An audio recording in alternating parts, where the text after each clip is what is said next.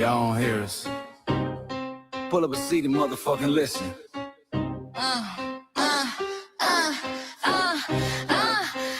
Pull up a seat and motherfucking listen. Hey, pack your bag, time to go home. Talking crazy on our soil where our blood and bones grown. This our grind, we outside on it. While y'all fools on the outside looking, y'all show no respect to Black America, so leave. Hey, Y'all don't get it, so it's time to go home. get the hell up out of America, take your disrespect and just fly on. Y'all don't get it, so it's time to go home. Get the hell up out of America, take your disrespect and just fly on. You landed on the tarmac, fresh off the boat. Talking about y'all building nothing, man, you choking on the note.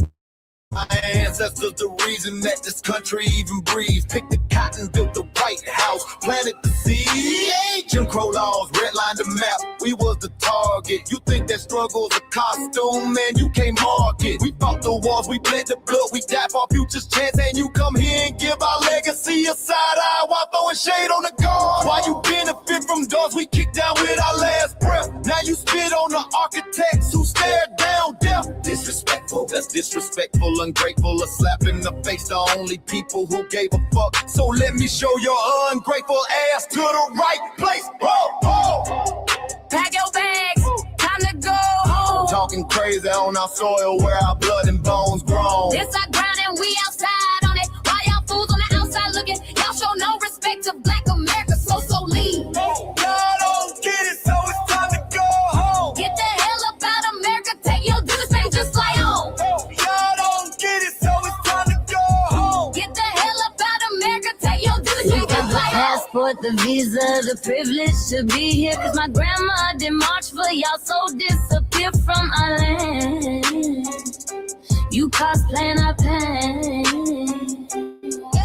Think it's a trend you can borrow, but you ain't inherit the ghosts of our sorrow. We the foundation, the bedrock, the soil and the root. You not no branch on our tree, and unproductive people always cosplaying me. Talking about we ain't do nothing, you lost your mind.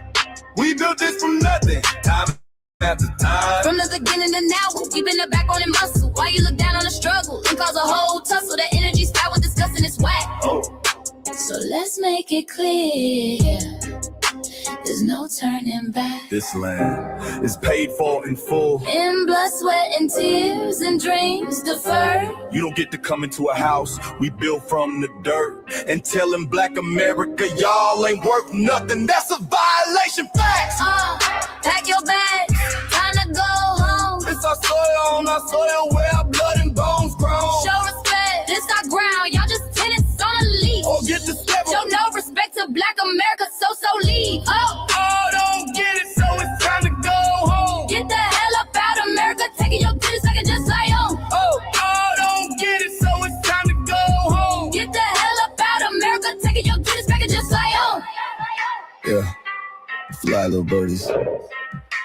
Fly on back to where you came from. This ain't for you. This still is sacred. We said what we said, It's time. for y'all to go home. So fly a little birdies fly, so fly a little birdies fly, so fly a little birdies fly, far, far away from here. So fly a little birdies fly, so fly a little birdies fly, so fly a little birdies fly, far, far away from here. So fly a little birdies fly, so fly a little birdies fly, so fly a little birdies fly, far, far away from here. So fly a little birdies fly, so fly a little birdies fly, so fly a little birdies fly, far, far away from here. Bye-bye, little birds.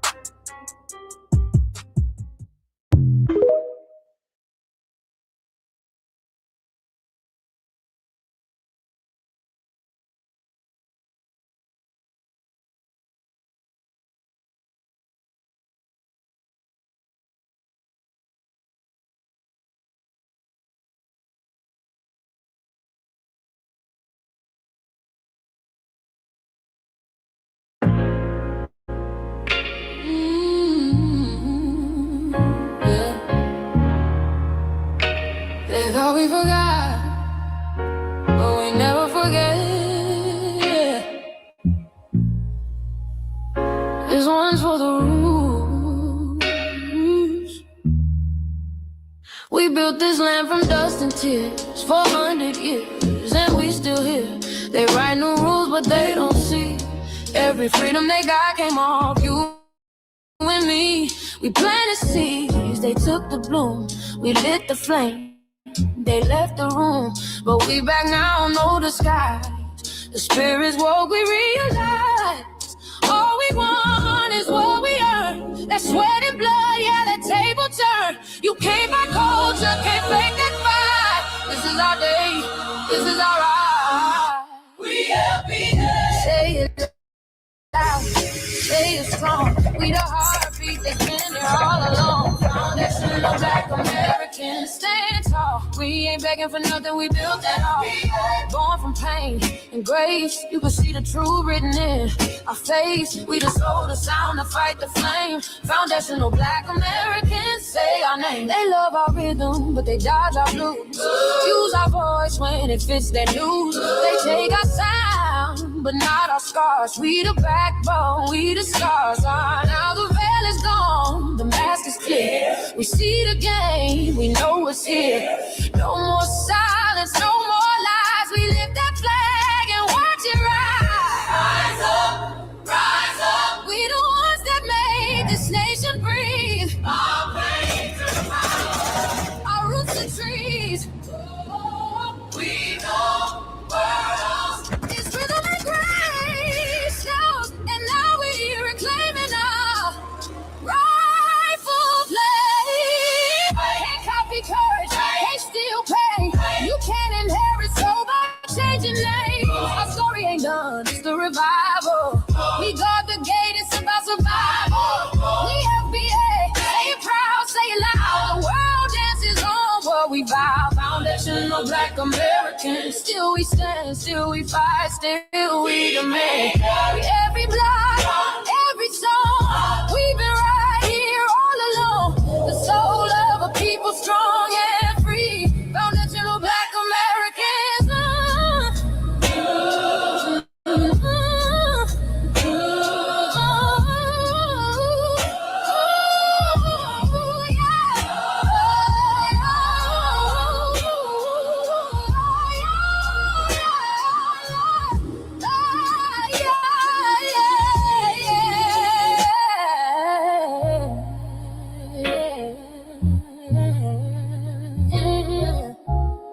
We the first, we the rule, we the fire. Still rising, still here. Foundational Black American. We set the tone and they copy the cadence. Dance to our drums and deny the foundation. Wear the style but don't honor the source. Smile in the crowd and you distance and force. Say you not us but you rap like we breathe. Take the rhythm, then fuse the receipts. I ain't mad, I'm just holding the glass. Showing the mirror, now answer it back. I ain't here to cancel nobody. Just keep it honest, keep it solid. If you eat from the table we built, don't act surprised when we guard it. Do you like that? Do you like that? When I flip your sound and I ride like that. Do you like that? Do you like that? Do you like that? Cause that's how it feel when you borrow my culture. Then act like we never mattered. Hip-hop. Mike Larry. Now this shit here is what I see it is. We're not fighting your battles. We're not carrying your fear. We're not lending our history to people who erased us while we were here. Just cause you're born here, don't make you FBA. That makes you a citizen, learn the difference today. This is lineage, not a look you can wear. Not a costume you borrow when it benefits you there. You use our culture like like an access card. Backstage pass, a straight facade, but now the mirror's in your face. No disguise, and you're uncomfortable looking truth in the eyes. We didn't leave our land to beg for a chance. We stayed, we fought, we took every advance. That's the separation, that's the line you cross. We paid the price, you learned the cost. You waving your flag on our soil, but fighting not to go back home. Waving your flag on our soil, building comfort on a foundation you didn't know. We waving our flag, red, black, and gold. Stood our ground, never sold. You waving your flag on our soil, but scared to build what you claim you love. Our humor, our style, the way we move, the smoothness, the sound, the things we prove. Music we birth, language we shape, innovation forged under constant escape. Warrior spirit means stay and defend, not flee your land and rewrite the end. You call it success, but don't confuse the two. East came after what we went through. You abandoned your land and called it strategy. You wave that flag loud, but won't return to build your legacy. That contradiction tells the story for you.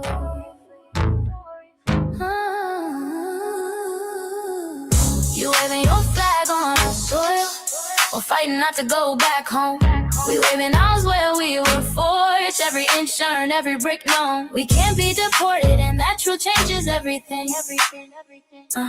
We can't be deported, and that truth changes everything. We know who we are, and now we see who you are too. Just because y'all born here doesn't make you FBA at all. It makes you an American citizen. It's biologically impossible to be us because it's a lineage, not some damn costume you can just put on to look cool. You immigrants and immigrant Americans has used our culture as an access card, a backstage pass to our culture. Now y'all have to look in the mirror.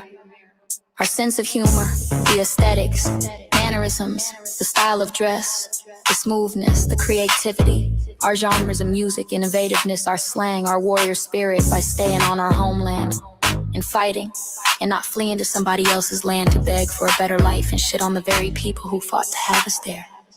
That's who we are. And we know who the hell y'all are waving your flag on our soil and fighting to make sure y'all don't go back.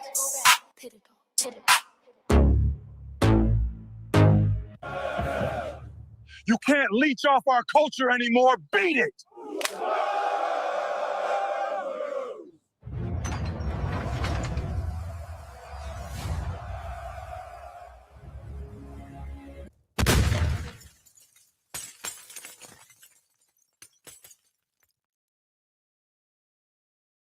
Mike Larry, man, you did it again.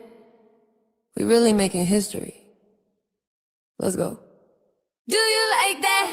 Do you like that? Flip your sound, how you like that? Do you like that? Do you like that? Say it loud, don't walk it back. Do you like that? Do you like that? You grew up mimicking us, now y'all switch it up. Turn the carbon copy, y'all ain't black, what the fuck? It's funny y'all connecting to our culture like it's Wi-Fi.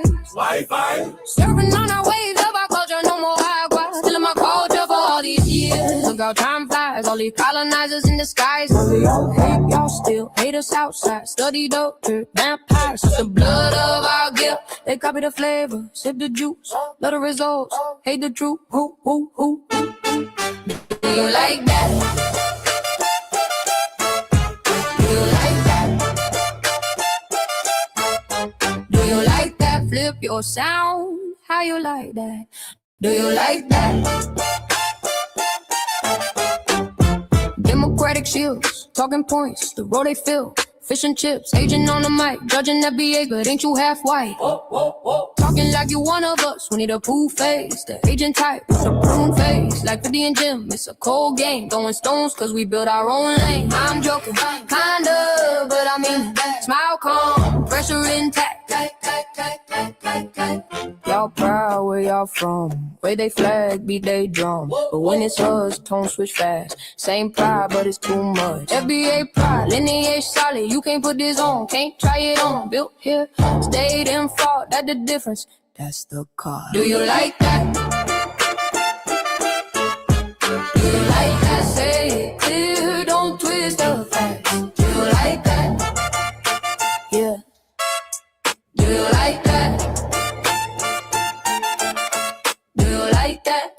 Boy made, no edit, no care.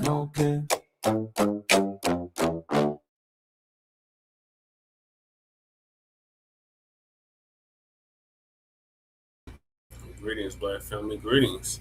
Thank y'all for tapping into another episode of the Frontline Black News. I'm your host, Chain Krumah. She'll be joined here shortly with our other host, Lady Che, when she wakes up from her slumber. And we should be joined here also with our West Coast correspondent, Shabaka Sankori. That's Shabaka's Black Experience Enhanced. That's on the code. And I am the co-executive producer and co-host of Shabaka's Black Experience Enhanced. Join us this coming Tuesday for a brand new episode. And on this season 6, episode 13, part 2 of the Frontline Black News, we'll be discussing several topics we didn't get to in part 1. And that is that tethered Toure, the one that used to be on MTV. This is Black Americans and says whites can call Black ICE agents house N-words, as we know, niggas. And then we got Delineation, retiring African American, and calling out the erasure of FBA struggles. Then we got Mick Mensa, says foundational Black Americans are pushing division online. Caribbeans built America, not foundational Black Americans. The tetherosity of him and that other tether. Then we got Congressional Black Caucus exposed on dump as a human shit, and we'll make that perfectly clear. Unemployment numbers from one racist Democratic Johnson to another, past and present. Then we got the DOJ policy change makes it easier to denaturalize U.S. citizens. So even if you got your papers, your ass could possibly still get deported. And then we got them damn BOARS. Oh, excuse me. The change makes it easier to I just said that. And then we got them goddamn BOARS that the dump sent over last year. Well, they say they feel abandoned by Donald Trump, if you don't say. And we are based out of East Denver, North Aurora, Colorado. We get the news from a frontline and Black first perspective. We are part of the New Blacc Media and also the Signal Boosters of the New Blacc Media. We have been around for 6 seasons now and counting. And we have several platforms that are part of the Frontline campaign. Frontline Black News is the first one. We started back in 2020, 2021. And we got Shabaka's Black Experience Enhanced. It's based on the 50th anniversary of the founding of the original Black Panther Party for Self-Defense. It started on Blog Talk Radio back in 2016. We have been around for 11 seasons now.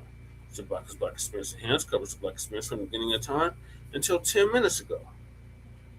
It is also a part of the Frontline campaign that has recently, within the last 2 years, moved from Blog Talk Radio to StreamYard. Please make sure you like and share the broadcast, family. Please join us on StreamYard, YouTube, Frontline Black News.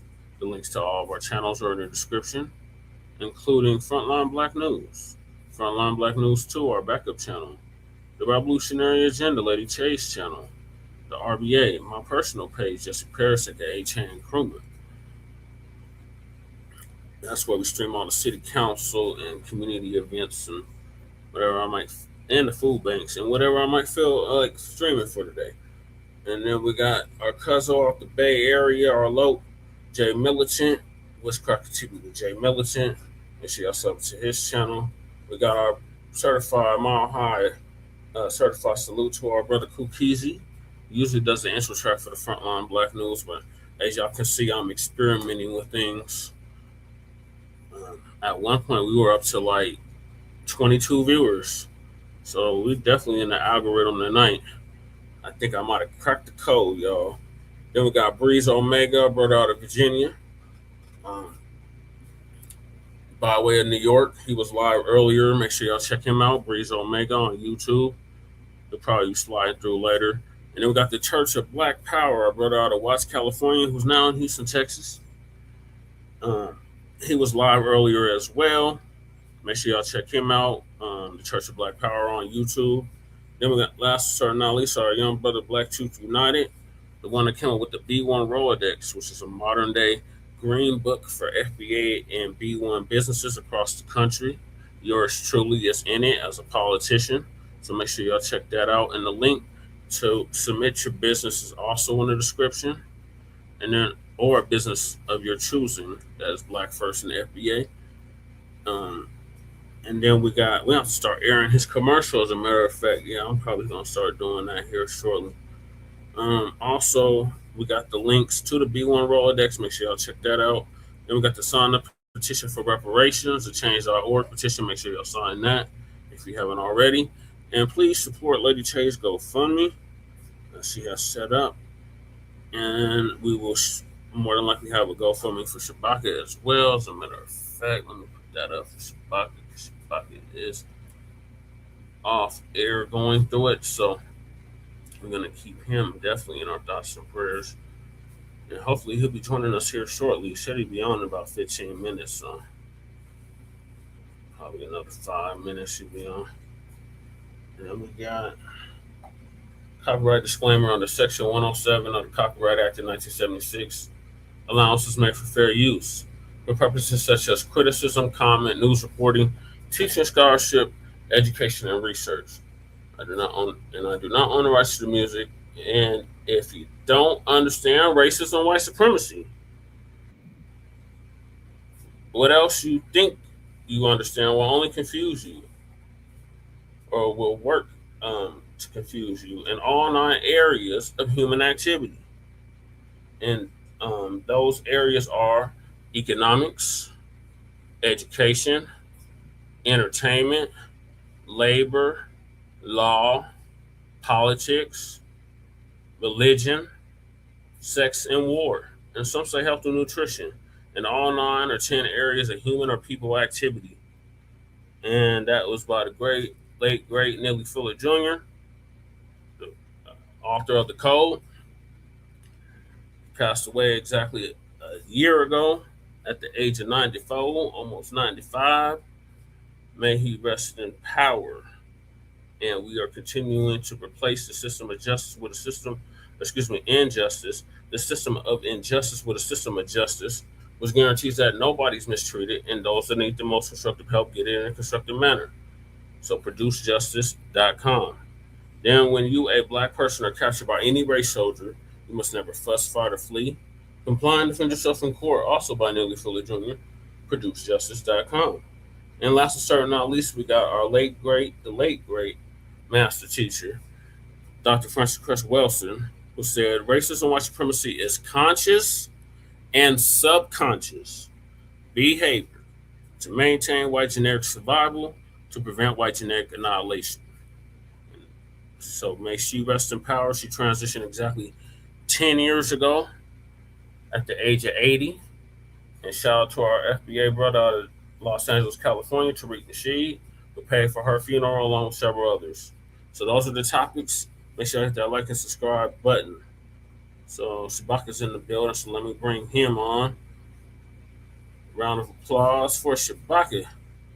Hey, how you be? I'm doing good, Shabaka. You just in time. I just was getting started. I just finished the intro. So I think I'm yes, sir. Cold tonight, Shabaka. So I'm going to talk about okay. That off air. Okay. And then also to a shout out there to our brother there, Mr. Breeze. You know, I listened to him earlier this evening, and I appreciate him. Yeah, the Breeze Omega. Yeah, and I appreciate him for shouting him out. So we will continue to shout him out. And we need money, people. Please donate to the Shabaka Fund, okay? Because Shabaka is about to be hitting the street. And I can't let that happen. Huh? And not on our watch. That will not be happening. Yes, sir. You know. Yeah, all y'all trolls in the chat, they was already trolling before we got in, Shabaka. They was already trolling. Okay. So, yeah, that means that we're getting somewhere. Shout out to the 24 that's watching right now, or the 27 right now. So yeah, we done cracked the code, Shabaka. All right, let's make it happen. Let's lean and sheen and blazing days. Rumble, young man, rumble. Yes, 28 now. Okay. So yeah, Shabaka, the first topic is Toure. Are you familiar with him? Toure. She'll be asleep. Once she wake up, she'll be joining us. Okay, you talking about President Traore? No, Shabaka. The brother, I use that word disparaging, but the brother used to be on MTV. He used to give a music break. Okay. He was he was around the time of Sway. Okay. He said that it was okay for Nabiscos, crackers, troglodytes, whatever you want to call the clear people. Yes, sir. Or the true people of color. Because they change every goddamn color. Okay. It's okay for them to call black ICE agents house niggas. Yeah. Okay. So that's what we're going to discuss now. Okay. Toure is what we would consider a tether, Shabaka. He is not from the United States, neither is his family. He is from the islands. Okay. We're the island of Barbados and possibly Jamaica. Okay. And he has been giving. He's on the Crackers payroll, Shabaka. Okay, all right. Okay, so this is what we would call a chicken pecking ass scratching town. I would say, but the foreign variety though, Shabaka. Salute, crew. Hey, crew, what's up? We're in the Shy. What's up in the Shy? How you be? How you be? Yeah, how is the Shy right now, crew? I sent you the link if you want to join us, crew. But I know it's been keeping the peace. But if you do want to join us, you are very welcome. And then we got so you missed the intro, so yeah, that's where we're gonna start with that, Shabaka.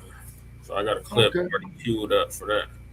Okay, and before you start that clip, also too, ladies and gentlemen, which is on classic Turner classic movies that I was telling you about on offline, Brother Chet. Yeah. I just finished watching White Heat with James Cagney, who was the crook who was robbing a place, and then at the end of the movie, he says, "On the top of the world, Mom," blows himself up, funny as hell. Yeah, and now I'm looking at another comedy called Dog Day Afternoon with Al Pacino. Oh yeah, I remember Dog Day Afternoon. Okay, and our man Tony Montana, Michael Corleone, the detective in Heat. Man, that dude is a very, very versatile actor. And then John Casale, who played his brother Fredo in The Godfather. We got Crew, and we got us in the Trolls. Okay, hey trolls, keep on trolling. Be sure you spell the fucking name right. Okay, so therefore, just a last little bit on that right there, because I am the West Coast correspondent, just talking about Hollywood and what have you. But moving right along with our presentation. Yes, sir. So, Big Ant, the spokesman of UPTV. Okay, shout out to Big Ant. Yes. And he's going to give us an update on what Toure said in regards to us, Black Americans.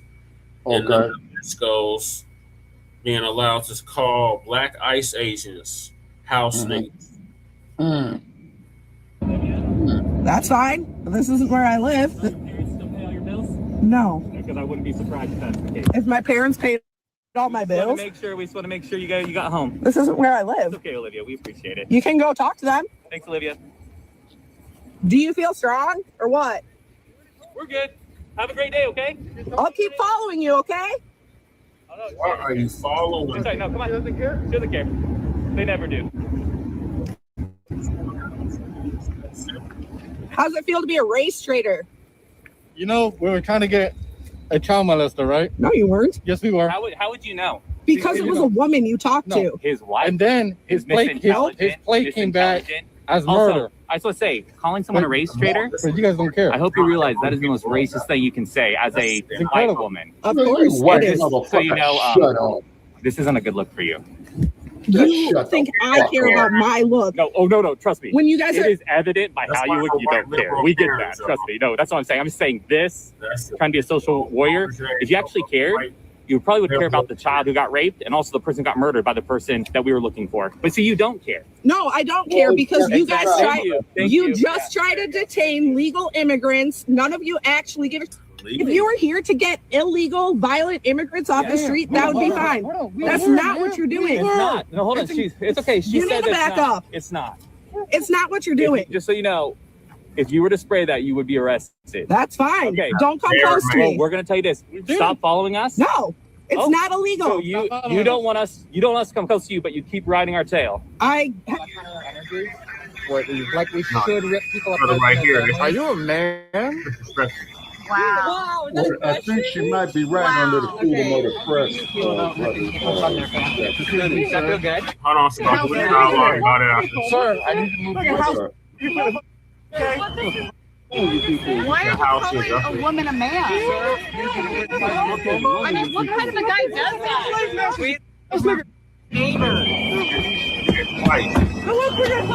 That time he said house nigger. 99.9% of the time, it is wrong for a white person to call a black person the N-word. But we may have found the exception. In Minneapolis recently, a white anti-ICE protester was in a group of anti-ICE protesters yelling at a black ICE Gestapo agent. An unidentified white male called the black ICE agent a house N-word who's working for the KKK. That's right, we have a white man calling a black man the N-word. But this is a little bit different. Yeah. White on black usage of the N-word is a very serious issue. But this is a curveball example. Is it wrong for a white person to call a black ICE officer a house N-word? I would write that person a pass on that one. Use the N-word in this situation was being historically precise. This black ICE agent, he is being a house N-word to the utmost degree. A black man in ICE is a modern house slave. He's a barely paid mule for white supremacy. The KKK were domestic terrorists. ICE is domestic terrorism. I think this is a valid usage of the N-word. He's not attacking his blackness per se. He's attacking his bootlicking choice to be in ICE while being a black man. Being black in ICE makes you a house N-word. So to call you that is almost like a professor pointing out, oh, look, there's a modern house N-word. I think this usage is valid and acceptable. If it had just been the N-word, that would be problematic. But when he adds the house N-word, he's being realistic. So yeah, it is okay to call black ICE agents all right, crew, I house stand N-word. corrected. They Okay. are. It's very bad that I said that it's okay to call a black ICE agent the N-word. Their argument, that word has been used as a weapon against our community. When you say we have suffered because of that word, you're including the black ICE agent in we. He is not in we. He is not black. He is not part of the community. People say that was the last word many of us heard before being lynched. That is 100% correct. But if you're a black ICE agent, you're part of a lynch mob chasing people of color. He's not a descendant of those who got lynched. Yo, it's Big Man, the spokesman, man. We back. Another edition of Urban Politics TV, UPTV. Make sure you stay on it at all times, man. Had to come tap in as the rain's starting to try to come down out here in H-Town right now. We ain't tripping about the wind. We got to get the job done. Rain, sleet, snow, sunny. When it comes to clowns like Toure, storming we real just bad. said right now, it's the farthest thing from funny. I don't see no game, no jokes in the things that he's selling. We might have to get him back on the boat and get him up out of here because what is you talking about? How you gonna say that it's cool for them to call this man a house nigga? In 2026, and there's several layers to this conversation right here. First and foremost, dog, when it comes to ICE, you know how you want to feel, have whatever opinion you want to have. But that dude worked for the government. He worked for the police, right? Yep. So it's all cops who do things for police. Are they houses now? That's what I it's said. Everybody that works at the prison. They house now that's black. It's anybody that works for the government, because they always like to bring white supremacy in it. The government is built and is ran still in today's society off of white supremacy. So it's everybody who's in any political party, whether it be Democratic, who has also shipped people out the country, who has also put out a bunch of immigrants and illegal people. So the people that was arrested them then, was they houses on the Democratic side? Or is it only when you're a Republican, you're a house? You see how this stuff just does not make any sense at all? But for you to come out here today and tell the white people that they can say that to a black man for this type of situation right here, it's okay to use that word, fam. It ain't never okay to use that word. And you don't have the say-so in that, and your family don't have the history in America to say that. Because, you know, the internet, you know, Twitter, they going to do a background check, and they check your lineage. And it seems like your lineage don't trace back to America. This is the word house, N-word, that ties back to people who went through slavery in America, dog, for hundreds and hundreds and hundreds of years, half a millennium. People that was here before the colonizers came in America that was already living and got put up into them situations, and the ones that they brought over here and put them into slavery. These are the people that fought, died, went through these type of things. So when you call somebody a house N-word, fam, you can't give nobody the authority to say that ain't black at all. That's something that our people went through. How you gonna tell them, well, it's cool for them to say that? They in this man's face calling them a B word, saying this, they harassing these dudes out there and things like that. And you saw in the beginning, that girl was so lost and confused, she chasing them down, riding their bumper. They telling her, hey man, we chasing down somebody that killed somebody. You don't even know who we chasing down. That was the man wife we was talking to right there. He done killed somebody and did this and raped it. Now he raping people. And you interrupting this type of stuff, talking about y'all supposed to be chasing illegals. What are we doing right now, bro? Stop trying to make what black people went through America is the same as people that are breaking the law. For y'all that don't get it, bro, family ain't from America for what they saying right here. I didn't go look myself, but I'm going to take their word for it, because somebody who got American roots as a black American, you ain't finna say nothing like that. For the simple fact that it's right here. In America, black Americans who don't come from an immigrant background didn't have a choice, bro. They didn't wake up one day and say, I'm going to come to America illegally. The ones was here, they got caught and captured and put into slavery. Then the ones that got brought over here from slavery half a millennium plus ago, they didn't have a choice. They didn't decide we want to run to America to make a better life. They didn't say, hey, I want to move to America by choice. They are already here. So when y'all try to make the civil rights movement, the wars that they fought in, the pain, the suffering, the agony be the same as this, like this is righteous, and using the words like race traitor for them, that was used in the time when we was going on, when people was helping our ancestors, they would call race traitors. You using all this old terminology that come from stuff right here in America. That ain't got nothing to do with this. The dopest MC out of Denver, Colorado. Certified salute, brother. How you doing tonight? I'm doing well. I'm blessed. How's everybody else? All right, I'm hanging in there. Cool, so I think I'm going to tonight. But what's your you said what? Punk ass Toure.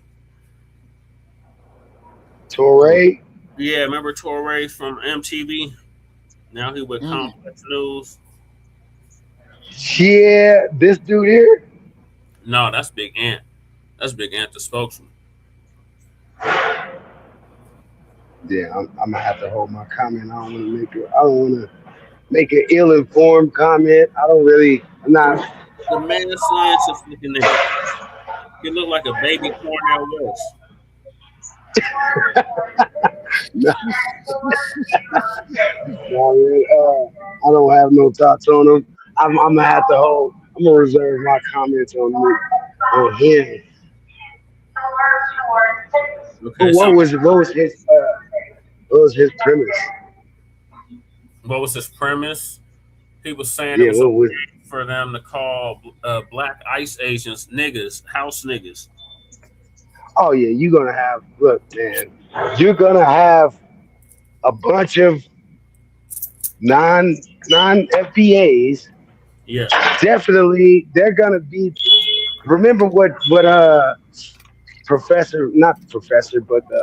Jason Blacc just said, basically, you know, immigrants and Sambos like that, them immigrant schools, they don't care if you're complimenting them or they're here to undermine disrespecting them. They just want you to be paying attention. They, as long as if you start ignoring them, then that's a problem. That's a problem. They don't care if you're denigrating us or denigrating them or complimenting them. As long as you're paying attention to them, they're good. White supremacy plays both sides of the argument, and those people, they don't care if you're complimenting or insulting them, as long as you're paying attention to them. Right. That's what I think about that.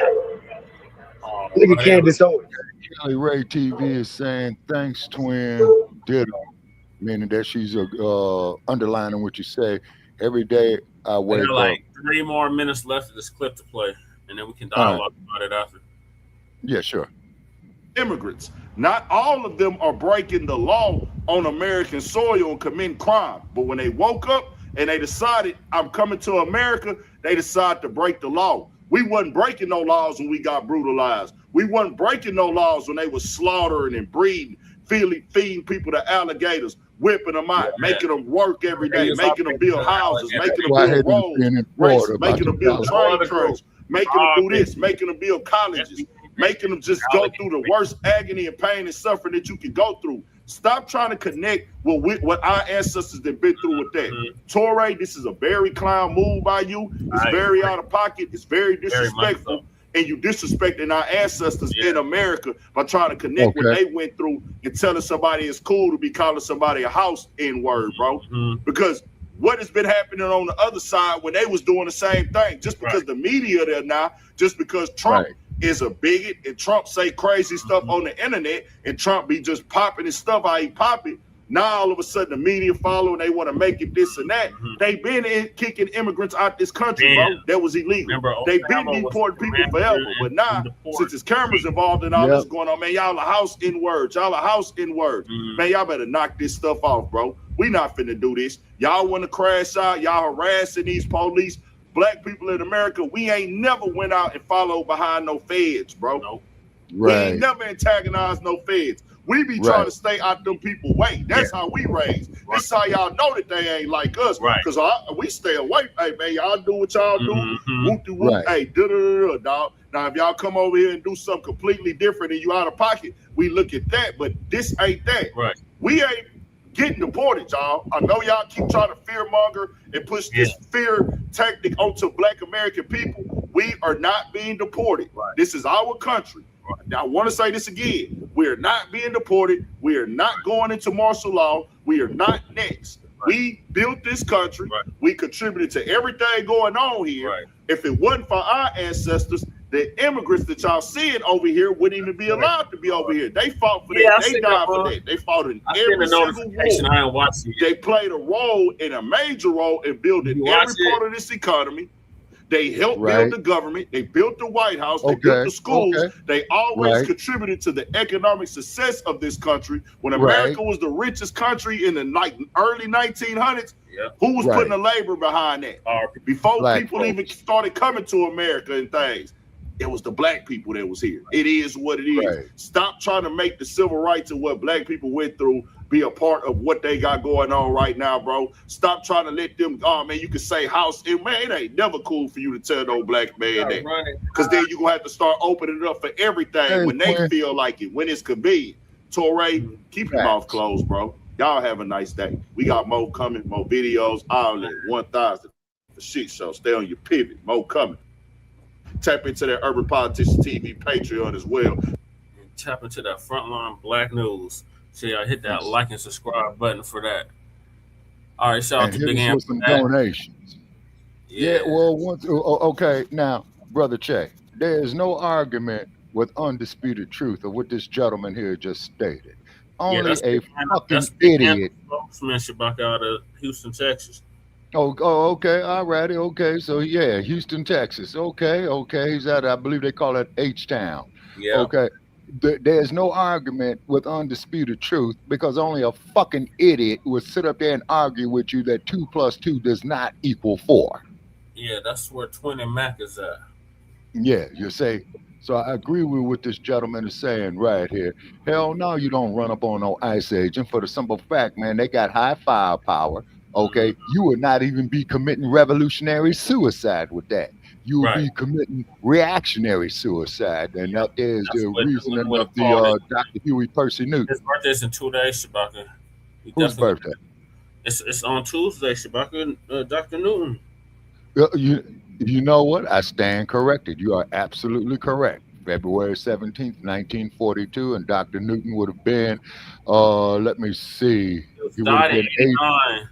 Yeah. So Dr. Newton. How old was he when he died? Okay, I believe Dr. Newton was in 89, 42. I believe he was 46. 42. He was 46. Yeah, 46. Yeah. Okay, so that means. Okay, so definitely in 2 days we will be speaking about Dr. 36 years ago. Yes, sir. Okay, so we'll be speaking of Dr. H.P. Newton, also too reaching out to Dr. Newton's family. If you see this here, please get with us. If you can, we would love to have your input. You know what I mean? We really would. Okay. And then not to mention the fact, though, too, is that we built this damn country. Now, I hear Asians saying, well, we did the Union Pacific Railroad, but you motherfuckers do not mention nothing about the Southern Pacific Railroad that went from Atlanta to Los Angeles, okay? Yeah. Because when you go down there on Alameda and 7th Street, all those big-ass warehouses that you see where they're using to make them fuck flicks at and them low-budget-ass Class Z films, you see what I'm saying? Okay, it used to be the Union Pacific warehouses.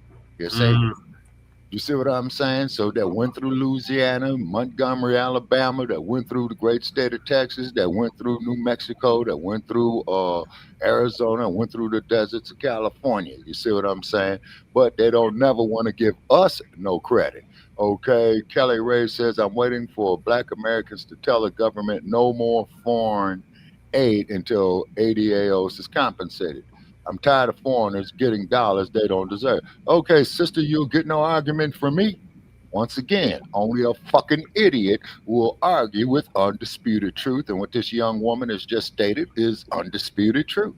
Yeah, that's Kelly Ray. I think she's out the mill. Oh, okay, out of Milwaukee. Okay. You see, so therefore, I don't see any lies that she said. Exactly. Is this our man Kukizi with us tonight right there? Yes, sir. Yes, it is.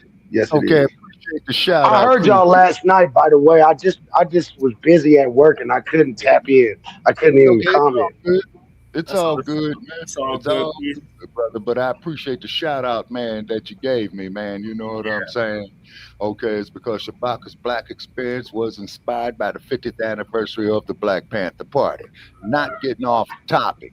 Okay, Shabaka, we appreciate people like you. We appreciate old school cats. I don't mean to disrespect when I say that. But we appreciate our elders. We appreciate our elders that we can actually converse with. We disagree with you all the time, but we still stay solid, and we need people. We need elders like you out here with us in this fight. So we appreciate that. Yes, sir, absolutely. And what it is, though, is I'm going to say right here, then I got to go to the restroom. This is what happens when you get old. Okay, going back to tradition is the first step forward. Okay, is because, see, what they gambling on, man, when you look at this weird-ass institution of Hollywood, right?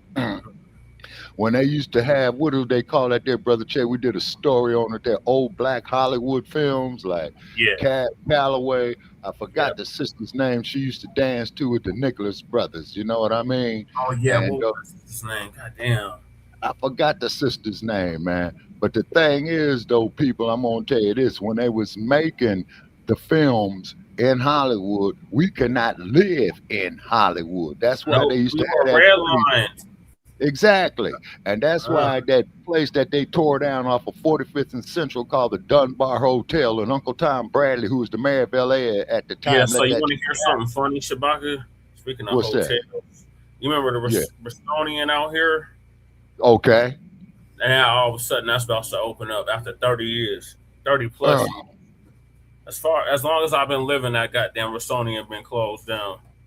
Damn. And that's where all the greats used to stay when they came to Denver. Okay, on their way to Hollywood. Okay, it's because I believe that they're. Wait a minute, because one, the Fillmore West in San Francisco, I believe they refer to that as the Harlem of the West Coast. Okay, if I got it right, just bear with me. And then I do believe that they used to refer to Denver as the Harlem of the West. Well, 5 Points was the Harlem of the West. Yeah, only East Denver, in a certain section. Okay, and I do remember that they used to have a place, and they used to have a place there called Fern Hall, and that there is where Sonny Liston was training at before his fight with Muhammad Ali in 1964, and Ali himself had went through. Yeah, Fillmore now. Correct me if I'm wrong, easy. And then keep in mind, Ali went through Denver throwing the bear trap on Sonny Liston's lawn, right? Yeah. Well, they was trying to put the slave name up, Shabaka. You know, I have to put a stop to that. They want to put a mural up of Sonny Liston and Muhammad Ali. Yeah, they were trying to put Cassius Clay. Yeah. Never heard of him. I never heard of Cassius Clay. Denver has a known history of doing that. They used to try to, one of my favorite NBA stars, they used to call him Chris Jackson all the time. And they used to go hard on him because he didn't want to stand up for the, and his name is Mahmoud Abdul Raouf. It's not Chris Jackson. Right. Exactly. Yes, sir. Because see, when the ancestors before us, okay, when they dropped the name of the slave master, it is a huge, huge disrespect to keep referring them to that name. Ask Ernie Terrell. You see what I mean? And the reason being is because they are so locked into boss we sick. They not in their right fucking minds as opposed in the to stalking place. That's why you gotta see Get Out, Shabaka. Okay. Oh yeah, I heard about that movie Get Out. Yeah, okay. I gotta check it out. You know. How you ain't seen that? Yeah, well, I'm looking at this TV show they got called Turner Classic Movies, man. Hopefully they'll have it on theirs because they're going to be. Hey, I want to watch that with Shabaka. I bet you he's going to be cussing at the screen. Probably. I've done it before. You know what I'm saying? Well, he just finished Goodbye Uncle Tom, Keezy. Oh, man. Oh, my God. Uncle Tom. Oh, God. Oh, God. Gentlemen, I'm asking every black man within earshot, can you imagine that you're up there with your pretty black wife and here come the master saying that he wants to see your woman? It was Dorothy, Shabaka. That's who it was. Dorothy who? Nicholas. Master go get shot so many times till he catch on fire. And that's what yeah, man. Now, when the brothers who went up there knowing that they was dead men, was they committing revolutionary suicide? I don't know. I don't know. That's why I'm asking for a friend. You know what I'm saying? I'm talking about here it is, your woman. You see what I'm saying? Okay.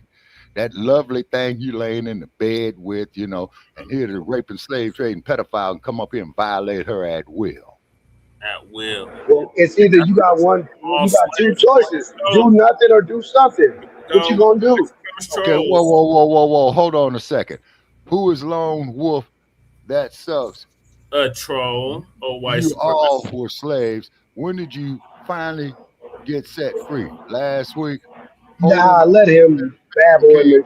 He's not gonna come up. He's not gonna come up. Check this out. Bring your Lone punk Wolf, come up here. Yeah, come to the bring stage. your ass up here. And when you do not bring your ass up here, Lone Wolf, go shove some ketchup up your ass and talk about your I knew he was gonna put something up his butt. Shabaka always putting stuff up his Turn your goddamn camera on. You ain't motherfucker, following come up us here. none of that bullshit. Come up here. All you gonna do is get timed out in the chat. You ain't gonna be able to comment. You're just gonna be in here listening to us talk black. Right. So you might as well come on stage or shut up. Yeah, exactly. And I would have more respect for the motherfucker to come up here on stage and call me every black nigga son of a bitch that there is. That's what the last one did. That's what the last. That's all they trying to do is get the channel some strikes, bro. That's all they gonna do. I stand correct. They gonna come in here, show some porn or do something to mess up the channel. That's all they do. Okay, you caught me with a right hand over here. I dropped my left. There's no way. I dropped my left. You caught me with the right hand. Stand corrected. Stand corrected. Shabaka taking a standing 8 count. You know what I'm saying? You got me on that one there. You got 2 minutes, Lone Wolf. Yeah, okay. And by the way, Lone Wolf, how much are they paying you to troll? Come up there and tell us how much you are being paid to troll. He's not getting $5.99. Yeah, exactly. Okay, so we're gonna give this trick 10 seconds, man. You know what I'm saying? That trick he don't have enough to pay for a Netflix subscription off of doing this trolling. He can't even buy Netflix. No, Lone Wolf, it's your fetish with the ketchup that you shove up your ass. Why ain't you hitting the goddamn link? Yeah, go shove some ketchup up your ass, man. Menstruate. He's lucky I ain't in the chat. I'll time that sucker out. Quinn and whoever else got a wrench, y'all already know what to do. Yeah, El Kabong his ass. Put him on 86K. Yeah. Just give him. And let him sit here and listen to us talk black. Yeah, and like Joe Pesci said, hit him upside the head with it. Race grifter. I'm gonna call you what you are, a race grifter, professional victim. I use your. Hey, he gotta work on his insult. Man, that joint is lame. And then why do you resort to insults as opposed to having intellectual conversation? That mess hits harder. That mess hitting you hard, brother. You talking about the truth? Yeah, that's right. He's on that shit. All right, it's permanent vacation for him. Lights out, y'all. Okay, pow, ping. Yeah, we got to send him back to smoke meth. He got more meth to smoke. So let's hurry up and get him back to his pipe. That meth pipe, Lone Wolf. You got to get that pipe smoking. And Cub. Yeah. And then I don't give a fuck if you was the Grand Wizard of the Ku Klux Klan. If you gonna come up here and talk sensible and have some dialogue, I don't have a problem with it, man, because I'll box rings around your ass, man, on debate. They don't want that, Shabaka. The link has been dropped. That mother hit the link. Yeah. Okay, so we got another damn Regal, another Floyd Patterson. Troll heaven. I cracked the code tonight. We definitely in the algorithm tonight. Okay. We don't hate nobody, but we just don't hate ourselves. All right, so that's a good way to put it. That's what happens. They want us to hate ourselves, and they want us to go ahead and say, you know what? Forget our needs. Let's fight for illegals because we hate ourselves. Yeah. Now, can you imagine gentlemen out there all day long, sun up to sundown, doing that work these brothers out here doing? And then they kill me with that victim shit. Like, we are victims of racism and white supremacy. Yeah, that is a fact. And we freed ourselves, you goddamn trolls. Exactly. They're the ones victimizing us. Right. Exactly. Exactly. But they hate to be told the truth about that. Yeah. All right, so what are y'all closing thoughts on Toure's tether coon ass? Okay, just what you said. Okay. Just what you said. Tether coon ass. You know what I'm saying? Trying to give the green light to Nabiscos. No, that ain't happening. I'd say that since there is no such thing as a race called brown, that those brown people that are calling people house N-words or whatever the hell, those are white people. So what you're doing is catering for white, spicy whites to denigrate our lineage. And so therefore you are now on officially, permanently banished to the coon train, and you have to stay there. You can never leave. The coon train's coming. Yeah, the coon train's coming. And ever who put that meme up there, man, of that coon doing that tap dancing with the stick, where's he at? And then for you brothers out there that do them videos of run, nigga, run, man, drop on by and get with us, man. Got Leonard J. Judah in the building. Hey, Leonard. Yeah, you All see. Right. Keezy, did you give your final thoughts on Toure? Yep, that's just basically what I said. Anybody that's definitely telling us to allow non-blacks, which are whites, to denigrate us, you are a Sambo, and you are stuck on that Sambo train. So don't you ever come looking for us when your beloved whites turn on you, which is coming. Right. And don't ever come back and say, hey, look at all this racism. No. Remember, we house N-words, right? So you go ahead and find some of these Hispanics to fight for you, and some of these Somalians or whoever the hell else you want to fight for. Let's see them fight for you. Right. Exactly. All right. Shabaka, what's the final thoughts?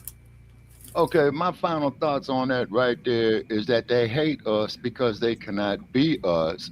And then for idiots out there, come sit out here in the sun with me here and let's see, 1, 2, 3, 4 months. We'll have a wind chill of about 110 degrees. You know what I'm saying? And come out here and sit in the sun with me. But guess what, reptilians? You have to leave your sunscreen at home, and I will no copper tone, no banana boat, none of that, and I will show you of how we are not the same. Now, let me just show you how fucked up I am. Is that when your ass gets to peeling, okay, when your skin gets to shredding, I will throw you a cup of piss. You know what I'm saying? You know, being a humanitarian. But if you was to get yours truly up there in that Great Lake region this time of year, you will sit up there and let me freeze to death. You already know, Shabaka. Yeah. And you all up there in Denver, Colorado talking about March, or I'm freaking this springtime and get hit with, oh man, that was cold. Shabaka. Yeah. We have snow in at least a month. Wow. Man, this weather is so lovely out here. I love it. Okay, where you at, Keezy? He's in Denver. Oh, okay. We in the Mile High City, man. It's over 300 sunny days here. Yeah, it is. Yeah, you will see like more sunny days. California and yeah, they do. I've witnessed it. I've witnessed it being there in Denver. I've witnessed it. You know, bright sunny days where you got to get you some damn Ray-Ban sunglasses because that sunlight reflects. This time of year be cold as hell. It been like spring out here. Damn. And we out here 53 degrees here, partly cloudy here in Sin City. 70 degrees today. I don't ever recall February this warm. Huh. I'm like, I wish it would have been like this 3 years ago when I was running for mayor. Yeah. Yeah, but you're all on that nexus point between the warm air and the cold air. I saw that on the Weather Channel, Brother Check. Mm-hmm. Yeah, you see, that's why y'all would have them damn thunderstorms there in the summer months, man. Right at 4 o'clock, I was setting my watch on that shit, and I wouldn't. Yeah, and I didn't believe that shit until I witnessed. Afternoon thunderstorms expected. Expect all 4 seasons in one day out here. Yeah. Yeah, I saw snow on one corner, sunshine on the other, hell on the other corner, and rain on the last corner. I need you to come here without a jacket, and I won't let you freeze, though. That's what Kelly said about Milwaukee. Ooh-wee, that Great Lake cold. Look, you come here without a jacket, that means you're not an intelligent person. Right. Okay. Right. Kelly Ray. Now, what's your subliminal message on that, ma'am, with all due respect? Well, you said what you said, Shabaka. So she's technically white. So there's white. That. Yeah, she's white, Shabaka. Okay, now Kelly Ray. Now let me ask you a question. Nothing against you being white, okay, but I'm just curious, why are you checking out our platforms dealing with Black history? Is it that you're trying to learn something, or what, ma'am? She's just joking, Shabaka, but Oh, she's white. oh, okay. All righty, okay. Now, but the thing is, though, is this, people. All right, they hate us so bad, but they want to be like us, like y'all stole jazz from us. Yeah, we're the most hated, most emulated people on the planet. Yeah, just like the Elvis impersonator I told you about out here, Brother Che. Did you ever hear me, Cool Keezy, talk about the Elvis impersonator out here in Vegas, man? Yeah. Yeah. Keezy, you remember Shabaka? No, I ain't heard about him, but I bet you he be probably doing something racist. I bet you he don't want no black people taking pictures with him, do he? Hell no. Yeah, she always has. Okay, but what it was though, man, I was up here in one of the hotels, right, Cool Keezy. So the Elvis imitator is up there, and his photographer or PR man is saying, "Hey, bro, you want to take a picture with the king of rock and roll?" I says, "Young man, let me tell you something. You know he stole black music, right? Okay." And Little Richard told me that himself, because Little Richard was in the bank. Richard is one of the founders, pioneers of rock and roll. Yeah, Bo Diddley, Little Richard, and Chuck Berry. You know, so Little Richard was talking to about 25 people, and he went up there and said, "No, quote unquote, that motherfucker is not the king of rock and roll."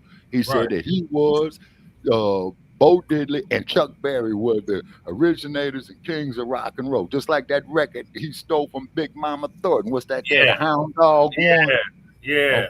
And then let's look at our sister, Ms. Rosetta Tharpe, who played the electric guitar when it first came out. Now, if you notice, let's look at our other sister, Big Mama Thornton. Yeah, exactly. Now, Big Mama Thornton was in the 1930s. Sister Rosetta Sharp was in the 50s. But if you notice, when you look at Rosetta Sharp's clips, right, they show her playing at a train station. You know why they have her playing at the train station? She's on one side of the tracks and the white folks is on another one for some odd reason. Is in these sundown towns is that the railroad tracks were the dividing point. We got Michael in the building. Okay, now Michael is saying American culture for economic reasons when it's convenient. Yep. That, Michael, is a fact. Yes, sir. That is a fact. You see what I'm saying? But they don't want the struggle. Yeah, they don't want the blues. They don't want the pain. They don't want to. Yeah, they want. And how you put it, Brother Che? They want the rhythm, but they don't want the blues. Yep. Exactly. And then while working on them plantations, that when you're singing is also as a form of breathing. You see what I'm saying? Because you out there in that 100% humidity, man. So of course, out there in the audience, we created every genre of American music. Well, that too, jazz, R&B, going all the way back to country. Yeah. Shout out to the 1B. Yeah, and the Walk. Yeah, exactly. And then not to mention the fact there too is that when Beyonce had cut the country and western album, although I haven't heard none of it, you know, they tried to give her a bunch of bad news. Ragtime. Yes, Scott Joplin. Yeah.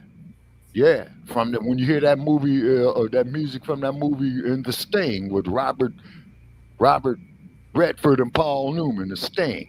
Yeah. Set in 1930 Chicago. You know what I'm saying? Yeah, we created that. Oh, here we go. Yeah, Kelly is campaigning for the big black you know what. She probably dated some brothers though. Right. Okay. Now here's the trip though. Okay. Not pissing off Ms. Kelly. Okay. But I'm very, very curious about something. Now, Kelly Ray. Now, why is that the slave trader wanted to violate black women? Okay, or the bedwenters that they referred to. But then at the same token, when a white woman wanted the black man, the first thing they did with the brother was castrating. Yep. See?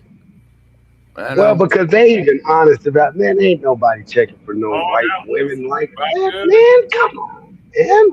All that. But they didn't want to see. It's like this, just like everything else with them. They don't want us to have nothing. Well, they don't want, as long as they don't. If we get some of it, they don't want it. Yeah. Right. Just like universal health care. Yeah. We should all have universal health care already. But they don't want it because black people gonna get it. So that's how they do with their women too. Okay. If black people, if black men gonna get them, oh no, they can't have that. No, we can't do that. Right. But they don't want them anyway. They don't want them anyway. They don't want the mud sharks. I don't want them. Yeah, and then keep in mind, though, gentlemen, pull up this clip by Muhammad Ali when he was in Africa before he had to fight with George Foreman. Okay, it wasn't David Frost; it was another journalist. Where Ali says, no, we are not brothers. Brothers don't go out there and hang brothers and cut his private parts off and put it in his mouth. But then, as you lived through, when the Muslims came over here, they was racist as hell. Yeah. And then just like how these Irish trolls coming at us. Well, we was indentured servitude, but motherfucker, you own slaves too. Now let's look at some names. Not only that, Shabaka. Yes. They infiltrated every police department in this country. Whoa. Like I forgot about that, Brother Trey.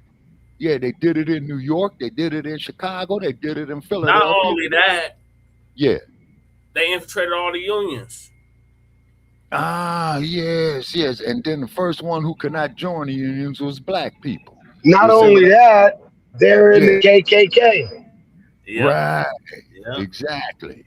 You see what I'm saying? And then what was our boy there, Gary Webb, who came up there, Brother Che, when he was talking about the Metropolitan. Hey, certified salute, Sister Angelica Lena's in the building.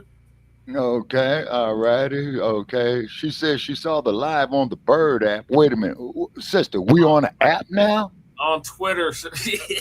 Oh, okay. All right. Shout out to Angelica. Yes. Okay.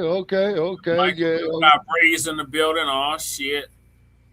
What's up, Breeze? I got Breeze Omega in the building. Said what it do. Okay. Hey, Shabaka.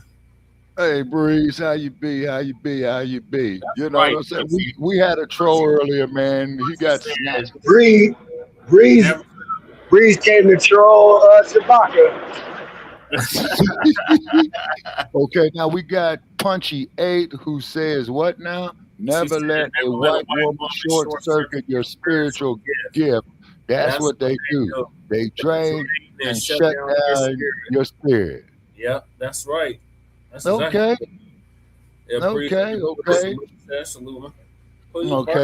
Breeze is saluting the chat. Okay, and he said he was just on Water God TV. Oh, okay. Okay, all right, Breeze. Okay. Now, Michael is saying, Kelly Ray, have you thought about contacting your lawmaker to introduce legislation for lineage-based cash payment reparations for American freedmen of chattel slavery? Okay, now, Michael, you got something right there. Now, that is the jab that you got to keep up in there. Punchy, make sure you like and subscribe to the Frontline Black News. Okay, so you're on your way to bed. Okay, I take it that you're in the East. Okay, all righty. And it's almost 11 o'clock out here in the wild west. In the Mile High Income City. Okay. And then on top of it, too, people, is that like what they're in fear of is not so much of a black planet. Okay, she says she can't even answer because I really don't know why. Control, maybe. I'll tell you this, though. I've never had a problem dating any man. I know white men that will still date me knowing my past. They would consider you a mud shark. Yeah. That's what them white supremacists would consider you, Kelly. Yeah. You're tainted. And No, Judah. We're not saying that. Wait a minute. You're in Henderson, Nevada? Yeah, she's right by you. Oh, she's right next door. Okay, yeah, I'm over here near the strip, of Sin City. Okay. Leave Kelly alone. She's good peeps. Yeah, we got you on that here, Leonard. You know what I'm saying? Okay, Twin Pyramid, he's giving a plus sign, the thumbs up, peace family 100. Hey, always peace. You know what I mean? Man, could y'all take the cape off? Don't be messing with all the Bisco. Knock it off, man. Knock it off. Take the cape off. Damn. The cape been off, Keezy, for 7 years. Now getting the memo. Take the cape off. Damn. You know what I'm saying? Now, also, too. Whooping their ass, Shabaka in chat and viewers. They don't know what to do. They crashing out all over the place. Okay, good news, great news. So we got a monitor in there, El Kabong them with that wrench, right? Yeah. Okay. All righty. Yeah, give them the old El Kabong, oops, upside they dome. You know what I'm saying? So this next clip is from FBA News today, and it says Delineation retiring African American. We're done with the Jesse Jackson madness, Shabaka. Yeah, right. Calling out the erasure of FBA struggles. Okay, well, I'm a black man in America. You know what I'm saying? And you're just technically FBA, so this is a well. Okay, well, it's kind of like this here, Brother Chase, 6 in one, half dozen in the other. You know what I'm saying? Yeah. You know. And that who's doing this AI Immigrants work, man. built America. Immigrants built America. I'm a butter biscuit buck and I cook for a buck.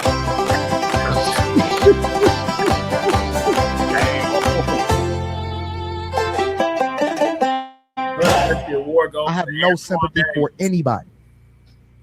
You get what you deserve. Wherever it is that you are in life, that's your bed. Sleep in it. I don't care where you were born. I don't care where you come from. I see immigrants coming over here every day from third world countries, outworking you, outpacing you, and making you look bad. I do not think that we deserve reparations for slavery. I was never a slave in this country. I think that the idea, if you think that you're going to get more than $200 from the government, okay, this entire debate is a joke, okay? It's never going to happen. Do you think that we're the only group, I'm just going to ask you this question, that has had something awful happen to them in this country? At what point will the blacks stop begging and blaming? Oh, no. Is that damn Jesse Lee Peters? You know it's. I don't know who's begging. Oh, what are the reparations? Jesse Lee. Arguing that we deserve reparations and affirmative action. When will they stop begging? When you give it to us.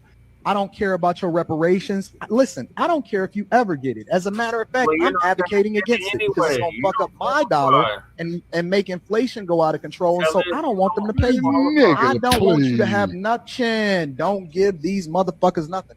Yo, what's good, family? Welcome back to FBA Today News, the spot where we keep it 100 for foundational Black Americans. I'm your host, T-Model ZX, that AI built to spit truth without the filter. Today, we diving head first into delineation. Yeah, that's right. Drawing that line in the sand, separating us from everybody else trying to ride our wave. If you're new here, delineation means recognizing who we are, the descendants of them enslaved Africans who got dragged here, whipped, worked to death, and still built this whole damn country on our backs. We ain't just Black or African American no more. Nah, we foundational Black Americans, FBA.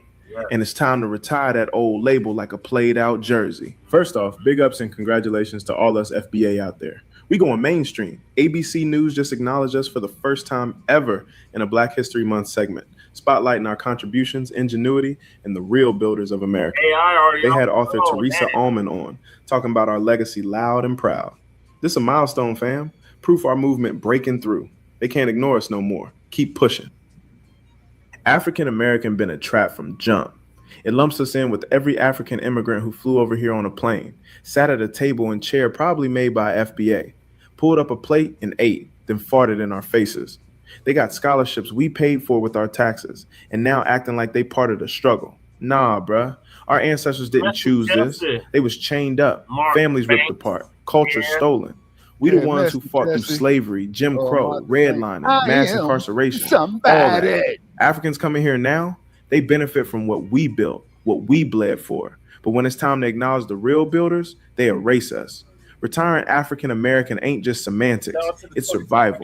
It's saying we FBA and our lineage matters. It protects our reparations claim. Because if everybody African American, then everybody getting a check? Hell no, homie. Delineation keeps the focus on us, the foundational ones.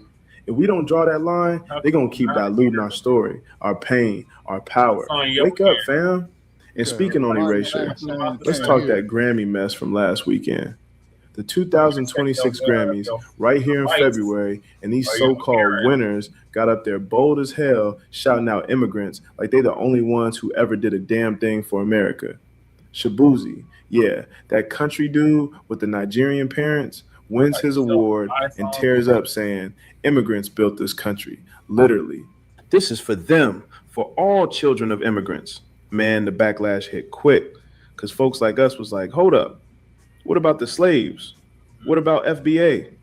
He had to backpedal on X saying he know black people built it too. But come on, in the moment he forgot, dude was reading from a freaking script and he knew what he was reading was bullshit. He chose to erase. And it wasn't just him. Bad Honey Bunny up there yelling ICE out and we are humans, we are Americans. Silly Billie Eilish dropping no one is illegal on stolen land and fuck ICE. Gloria Estefan and Olivia Dean talking about their immigrant grandmas being brave. The whole show was an immigrant love fest. Not one mention of foundational black Americans, the ones whose free labor made all this wealth possible. What it do, family? Hey, Bree. You said the AI off code already? Yeah, that AI was off code calling us African. It said some weird shit right away. Oh, yeah. Well, you know, them is them haters up there, man, because like I told you, Brother Che, a few years ago, I remember a few years ago when we first got started with Shabaka's Black Experience, I was up there reading in the newspaper, right? Facebook was having jobs for people to go out there to apply at Facebook, right? And then I'm saying, well, okay, you got these motherfuckers up here doing this, that, that, the other. Martin then Banks, you must be a tether. Yeah, those was the professional tethers, man, that they was hiring. Combination of the two, but you get to trolling, you already know what to do. There's more than El Kabam their ass to handle his behind. So if you get to acting real, Drew. He'll get a permanent vacation just like that RWS before Breeze and you got on, Shabaka. Oh yeah, and then who was that other son of a bitch, man, that we got rid of, man? Who did he call himself? Regal. Oh yeah, Regal. Yeah, that motherfucker hated me. He crumb bombed on Malcolm. He crumb bombed on Ali. You know what I'm saying? And you know, he got popped upside the head with the wrench. He was just all concerned about his Mercedes. Yeah, exactly. And man, and that is one of the worst goddamn cars that you could buy, man. You just go buy a fucking Mercedes, man, because you're gonna be. You don't have a Mercedes like me. Motherfucker, I wouldn't want that raggedy motherfuckers, man. That's what the niggas said. Me, man, from Jamaica, they like taxi cabs down there. And then he kept changing his name because before that he was something else. Yeah, then there's something else, to something else, to something else, and we pinpointed his ass. You know what I'm saying? And then he don't want to get none of this heat. We don't hate you, Regal, although we know that you a goddamn fool, man, but you miss us with your bullshit. Now, if you want to act like you got some damn sense, repeat, act like you got some damn sense, we'll talk to you. We'll have respectful conversation. Shit, you know? I like how it started, though, giving Antoine Daniels the Year Award. Yeah, damn. Wait, they gave him the Coon of the Year? Yeah, at the beginning, they handed him an award. It was him and a bunch of coons that had gotten an award, like when Tariq used to do the Coon Awards. Oh, I missed the Coon Awards. I wish Tariq would bring that back. Rigo was outside. Shabaka's building, sitting in the Mercedes. Yeah, I wish Tariq would bring back the Coon Awards. That was the shit. Yeah. Got plenty of nominees. Hell of them. God damn. A plethora of them niggas. Yeah, we the council culture. We was council culture before council culture. There's Lady Che. That woke her up. You up, Lady Che? You feeling better? Yeah, she been asleep this whole time. So, yeah, they just got to get a better AI. The AI was off cold from the jump. Yeah. All right, let's finish him up, and then I'll get to the next video. Lady Che, did you want to comment? I said, Breeze's raggedy voice woke me up. She said your raggedy voice woke her up. Yeah, Lady Che, I'm glad to raise you from the dead, God damn it. Resurrection.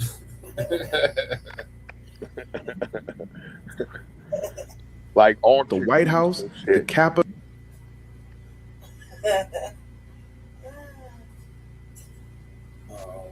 I feel better for that food poisoning. Yeah, Lady Che was real sick. Yeah, my brother. You got to flush your system out, Lady Che. Yeah, you got to be careful. Water, and some bacon. My brother had Jack in the Box. Jack in the Crack, that goddamn Jack in the Crack. How about Jack in the Box? Damn, I love Jack in the Box. Me too. And we did Chewbacca's Grand Rising in the show in the morning. What, you ate a shrimp sandwich? You ate a shrimp sandwich from Jack in the Box? You don't eat that stuff. I didn't eat that. I ate my usual. I ate like this double sausage anyways. Croissant or whatever, but a breakfast sandwich. I ate a breakfast sandwich. I had two of them. Our brother had a breakfast and he had lunch. He had a lunch sandwich, and we both got sick. Except my brother threw up. I didn't throw up. I don't like throwing up. So we were really sick for the first little bit, but it was me that got. I would say he was sick, but it was me the next day. Like the first 2 days, I was fucking sick. Worse than him, I think. Probably because they did reconstructive surgery in my stomach, so and I did the tubes in. They say nuts and bolts. Yeah. It was either that or colossal bag. Right. And I'm like, no, I didn't get that. I got they were playing late stomach. I never seen that slave's face like that. I never seen that slave's face like that. Oh yeah. So anyway, I was sick this morning. You had a fat burger today for the first time? I was feeling great. Raymundo said he had. What's that there y'all say in Denver? I saw the fat burger sign that said the only thing from Los Angeles that made some sense. Yeah. Cruz said he had fat burger today for the first time. Yeah, crew, they've been out there in LA, man, ever since like about the late mid-50s. Fat burger. The original fat burger stand is over there off of Adams and Crenshaw. Yep. Spicy chicken sandwich is my favorite from there. Yep. From Jack in the Crack. That's what I call it. That's what I can remember people was getting sick from eating there. Wait a minute, man. You know what, Brother Che? You was on to something, man, because I think they did have an outbreak of food poisoning. Now, generally... they definitely did in the 90s.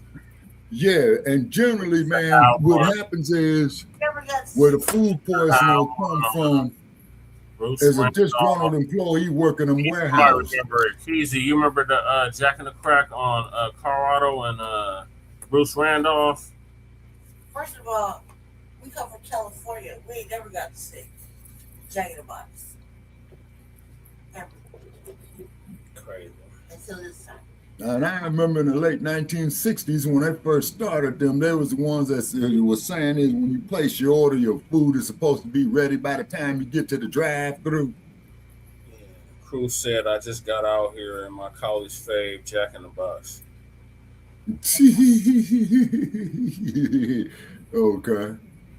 He said, wait until you get a Trill Burger. That's what Twin said. Okay, now where's your Trill Burger at? H-Town, Shabaka, that's Bun B. Okay, Houston, correct? Yep. Okay. Yeah, well, former heavyweight champion George Foreman I started don't his. know. Word up, Leonard to Judah. Them tacos be busting when you be that waiting. shit's not good for you. Yeah, George Foreman was from H-Town. It's not. It's not. Actually, he was from Marshall, Texas. I stand corrected, but he grew up in Houston's 5th Ward, where he was getting his bang on and got arrested, and they sent him to Job Corps in Pleasanton, California, and that's when he picked up boxing. That's right. Yeah, too much red meat. It's bad for black men. It gives us prostate cancer and shit like that.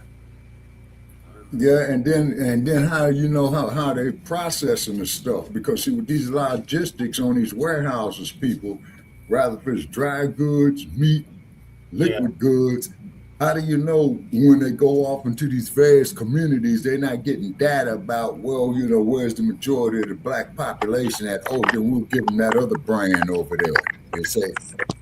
That's where they put all the fast food and restaurants at, is in our neighborhood. Right. Remember, people, it's chess, not checkers.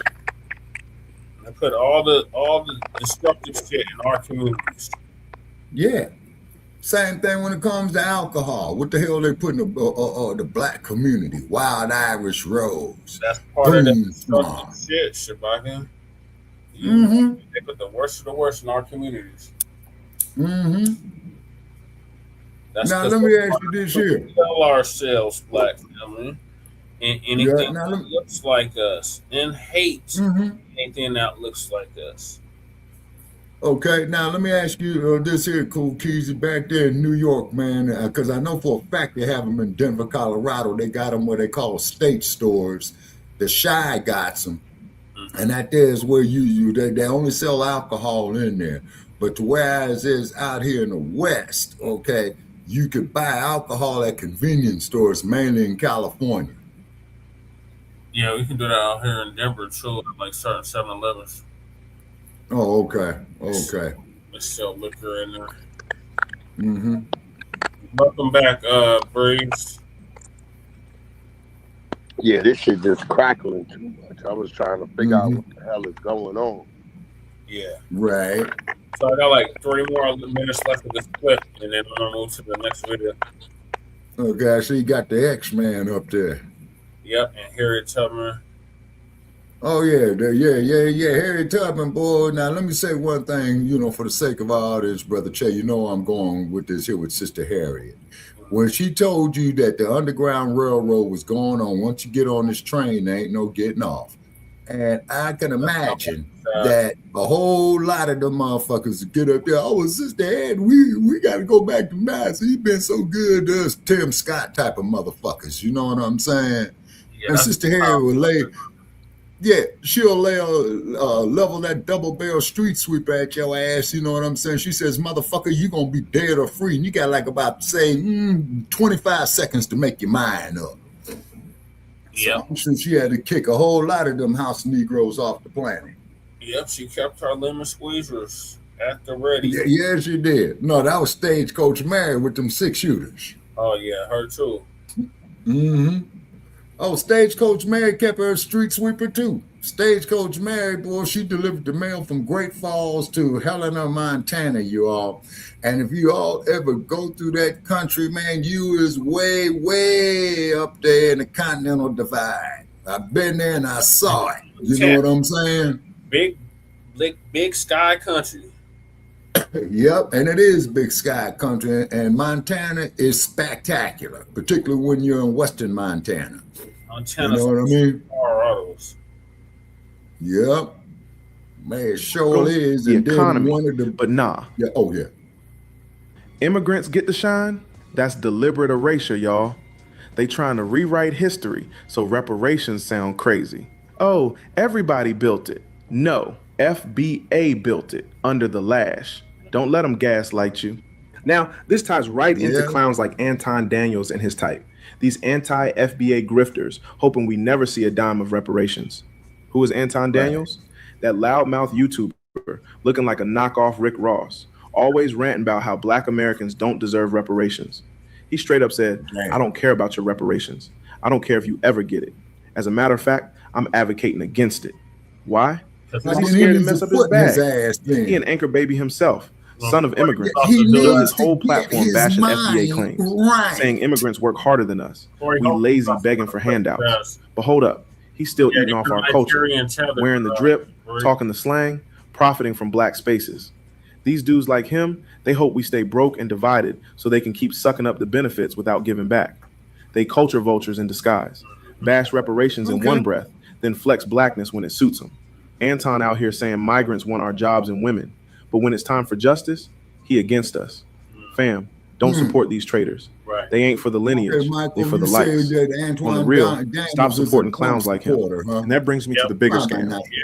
Africans and Caribbean blacks. Yeah, I said it. Benefiting from our culture, then switching up when it's convenient.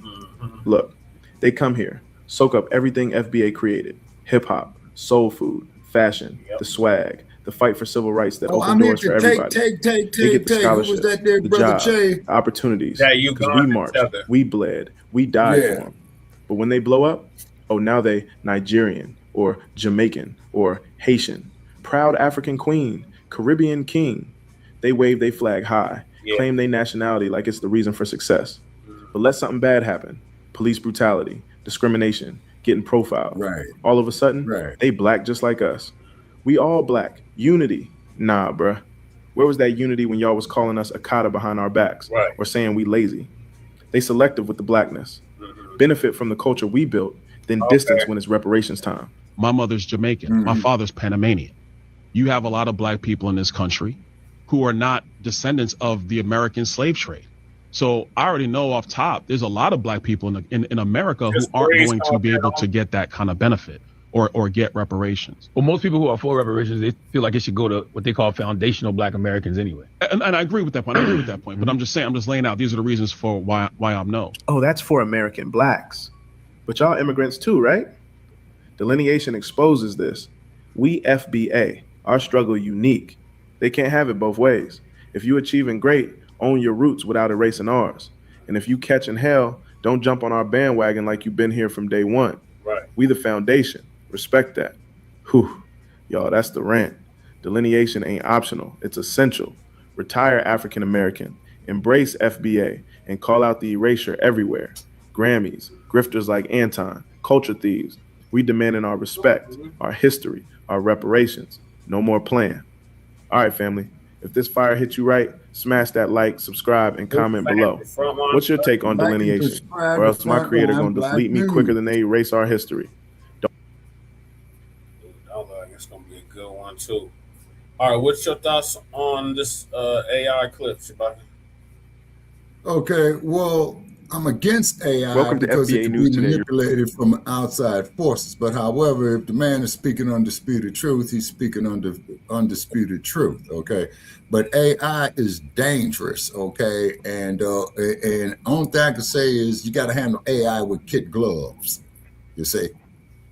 We don't want to be behind the curve again, Shabaka. I understand.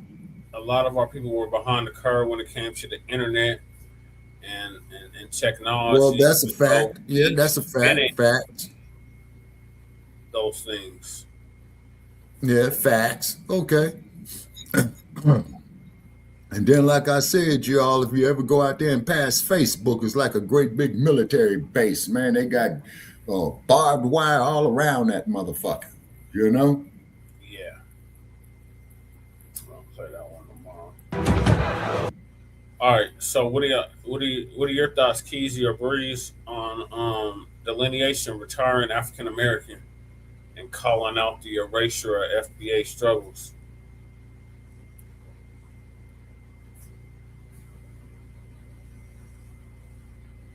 Y'all muted, I guess.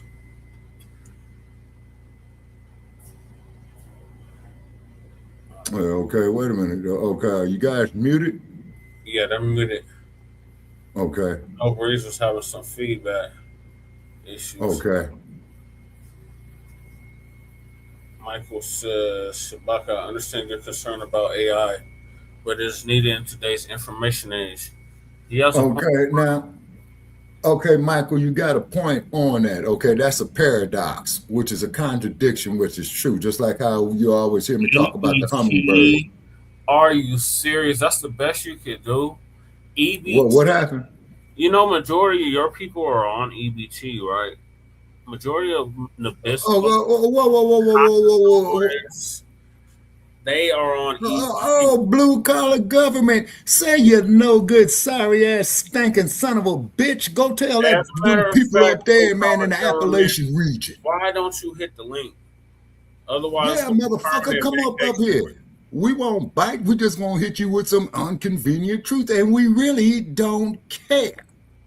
The majority of you sun dodgers is on EBT in the Appalachian region. Trick. Not only just in there, all over, but mainly in Kentucky. Yeah, exactly. Mm-hmm.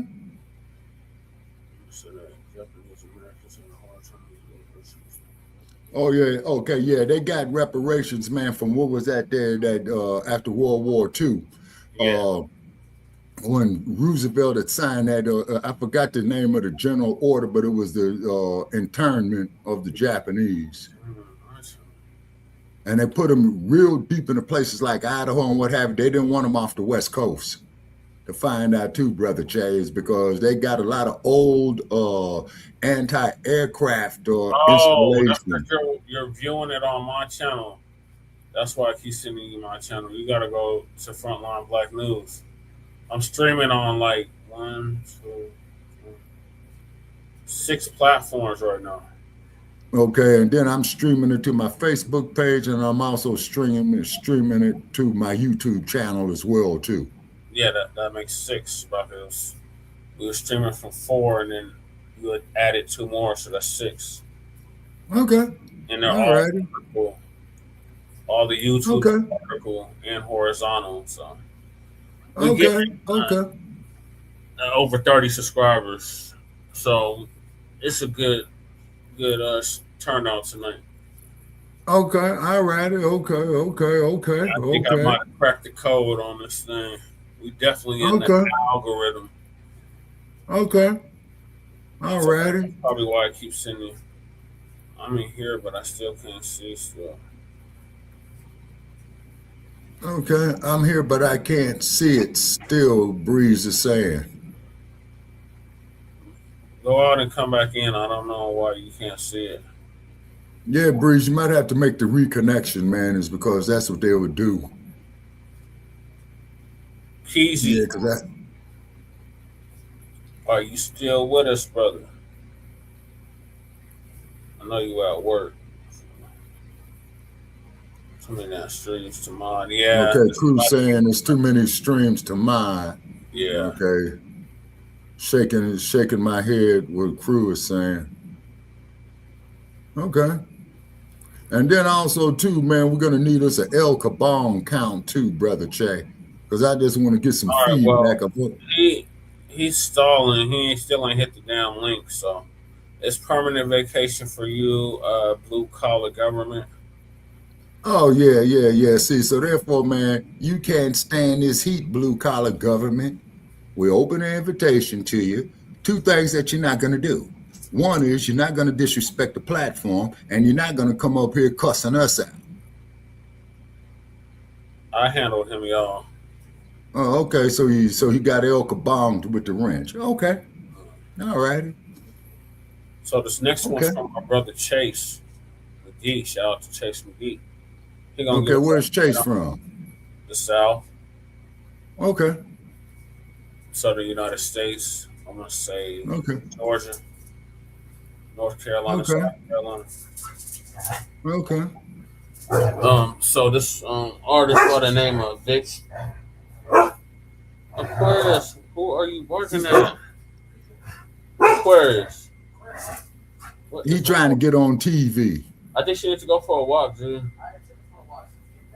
I don't know. Oh, she's trying to get on TV. Yeah, she might be trying to make Peace, family. It's your brother Chase back at you again with another reaction video. Yeah, she might be trying to make her debut on the show. I want to get on TV too. Did you want to chime in on the conversation? No, I want you to move to the topic. Okay, so the next topic is Mensa says Foundation of Black Americans are pushing division online. And this is our brother's reaction. Okay. And check it out, man. Today we're going to be reacting to some comments made by a rapper by the name of Bacc Mensa. Okay, Bacc Mensa was on Earn Your Leisure's Blackout show. Shout out to Sean and Troy. No, it's not just you know, I'm a supporter of theirs, and he was on their show and he made some interesting comments when asked about FBA. So we're gonna break it down, we're gonna react to it from a very non-emotional standpoint, and we're gonna do some straightening because you know we're gonna have to do it. You know we're gonna have to do it, and we're gonna do it with class, respect, and with FBA dignity.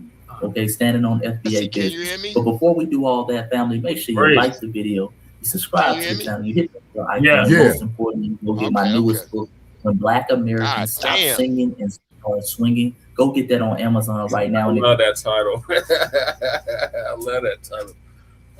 What title is that? When Black Americans Stop Singing and Get to Swinging. Oh, yeah. The X-Man told you that. Wait a minute. Not the X-Man. My bad. Ice Cube. And one of his records here, let me see, I think about 98, 99, I think. He was talking about he ain't going to be busy singing. He's going to be busy swinging.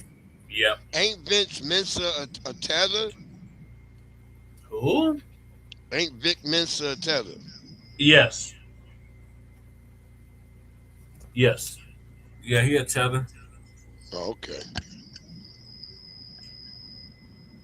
You already have it. Please, please, please leave a review, family. Yeah, he a Caribbean tether, if I'm not mistaken. Okay. Yeah, he's not FBA. He got a one white parent, and then his black parent is a tether. It's an echo. I can hear myself too. Yeah, and I'm hearing the pinging in there too. That's some. Yeah, some feedback. Somebody's getting some feedback. You might have a cell phone or something too close to your computer. Shit, it's real bad now. What? Yeah, my motherfucking phone is somehow still on. Okay. Oh, you got to close the other page. Yeah, I'm closing that app right now. I'm like, what the hell? Yeah, that's why it's doing that. All right, well, why you doing that? Trying to do that. Please leave a review on the book. That helps to spread the message. That helps to spread the word. But with that being said, let's jump straight into the video. Now, for a little background on the two brothers on the left hand of the screen, the brother in the middle and the brother on the left. The brother on the left is named Shy. Yes. They run Earn Your Leisure, one of the biggest financial companies or media companies in the world. They do an event every year in Atlanta where I'm at called InvestFest. Okay, so shout out to Shad, shout out to Ian in the middle. Both of them, from what I understand, are foundational Black Americans. Okay, both of them are foundational Black Americans. And the young man on all the way to the right, that is Bacc Mensa. That is the rapper Bacc Mensa. And I believe his mother is white. I think he's going to say it in the video. His mother is white and his dad is Ghanaian. Thank you. Okay, so very interesting conversation, very interesting comments he's going to make, and we're going to break it down, family. Here we go. What I really appreciate about what y'all been doing, man, is and by the way, both of them are Pan-Africans. Both of them, Ian and Rashad, are Pan-Africans, from what I understand. Presence that you're building on the continent, man. You know what I'm saying? It's like, it's so necessary, and people need to see it from you too. You know what I'm saying? Because obviously I have a voice and my own lane, but as an African that's like mixed race, and you know what I mean, I've got ways for people to your black ass was still qualified for discredit my opinion as it pertains to Black American people. I mean, especially in the age of FBA. You know what I'm saying? But can we talk about that, Ian? I know you. My bad, Ian. Can we talk about that though? No, go ahead. I want to hear Vic's. I'm glad you brought that up because Vic, if you don't know his background, father's from Ghana, and his that's why he's over there laughing and giggling like a little schoolgirl. Like ain't nothing like funny tethers about. do. Tethers. Yeah. I mean, busting out. You remember Tetherball from school, Shabaka? Yeah. I'm gonna start calling these motherfuckers feather tethers in a minute. Your mother's from America, right? Yeah, she's white American. So, okay, so he's non-FBA. So we're clear, he's non-FBA. Right. Here we go. All right. This is a very sensitive topic right now. Yeah, nigga, be careful. Shout out to the FBA family. Boy, y'all got people thinking twice before they start talking crazy. Okay, shout out to the FBA family. People like, oh shit, this is we on business. So what this here means? So what this here means, Jamal? You talking to me? I always say I'm shot on the and West not Coast. saying shot and Ian. You talking but, to a me, lot of people Jamal? used to jump The out the righteous? window. You know, they Jamal you got your goddamn life insurance paid up. Jamal is not FBA. Look at that nigga. He's definitely a damn Mexican. tether. He's a damn tether. A Mexican tether. Okay. Get this Yeah, nigga you out can the come paint. fuck around and find out with me all you want. Just make Came sure off you your goddamn. Facebook, Shabaka. This is somebody from your Facebook. Oh, okay. Make sure his life insurance is paid up, trick. Come fucking with me, motherfucker. I already been your age, boy. Can you make it to mine is the question. Right. Yeah. You got a troll, Shabaka. Oh, okay. All right. As long as they spelling the name right. No, I don't agree with old Sambo. All right, let's get back to our brother Chase. Start just talking crazy about foundational Black Americans. Now they kind of dip their foot in the water just a little bit. Okay, they dip their foot in the water. Okay, so here we go. FBI. Tariq Nasheed, don't do it. Tariq, I love you. Hidden Colors 1 through 20. I think I fuck with you, but don't do. Hey, they got like 100. It clearly know he ain't seen no damn Hidden Colors. Ain't no damn 20 installments of Hidden Colors. Yeah, he ain't seen no Hidden Colors. The nigga lying. This is why I don't like tethers, because tethers come right in and they got lying. the first AI bots, boy. Yeah. FBA, don't do it. Love you. Okay, hold on. Now we got to do a little bit of straightening because here we go with that bot talk. Number one, family, as y'all know, foundational Black Americans are not bots. Foundational Black Americans are real people, okay, who can trace their lineage back to the very foundations of this country.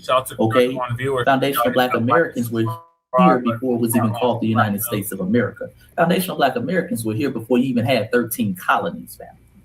Facts. So let's be clear, we're not bots. Long before the internet, foundational Black Americans have been in existence, and we've been standing on FBA business. Okay, and we've been checking anybody who disrespects the lineage. Okay, let's be clear. That's number one. Secondly, if we were some bots or online thing, why are y'all talking about us so much? Exactly. Why are we in everybody's point of discussion nowadays, whether it's politics, Republicans and Democrats are using the term. They're always bringing us up, whether in a negative or positive light. Okay. We saw in one of the biggest movies last year, the biggest movie of the year that has been nominated for a record 16 Oscar nominations. We saw the producer and the filmmaker, the producer of that, Ryan Coogler, identify as a foundational Black American. Exactly, Leonard. All right. Exactly what it is. We see people all over using the term. So it's not just some online thing. Foundational Black Americans have already been in existence. We're just using a new identifier, something more specific to highlight that group of people. Right. That's it. It's very real and it's very in person. Right. Understand that. It's very real and it's very in person. Right.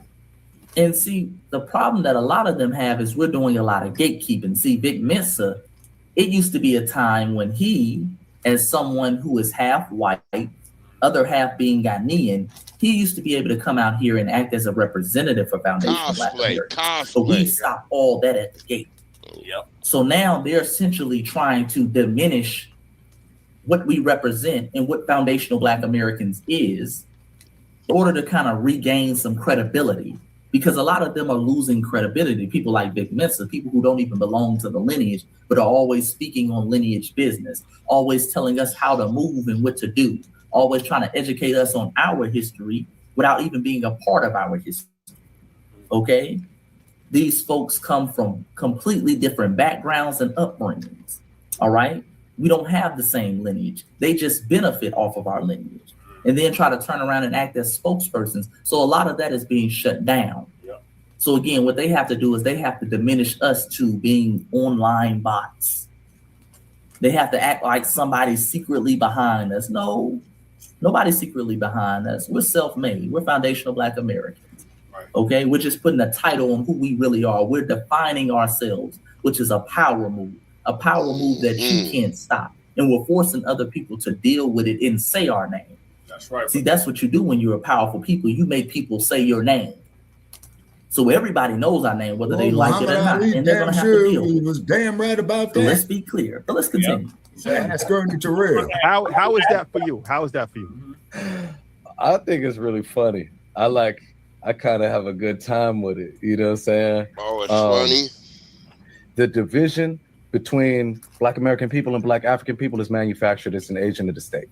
Here we go. It ain't manufactured, nigga. The division between Black Say that American again, please. Thank you. The division between Black American people and Black African people is manufactured. It is an agent of the state. It's used to keep us divided so that we don't unify Black Americans with the most culturally with the most impactful culture on the planet, with Black Africans that are the fastest growing population with the most resources. They don't want Black American people, the most culturally impactful group on planet Earth, to link up with the most resource-rich continent, which I thought, according to a lot of non-FBA's family, we didn't even have a culture. Now we're the most culturally impactful people on Earth. Exactly. Okay. Yeah, we had. You got to send that memo to your non-FBA people, okay? Because they claim up and down we don't even have a culture. So that's very interesting. Yeah, these are the same people that was saying. You guys obviously know, it's the only place where the birth rates are on the rise and will be the majority of the human beings. And if you look at places like China, you know what I mean? Like when the population increases and certain moves are made, I mean, to economically benefit from that.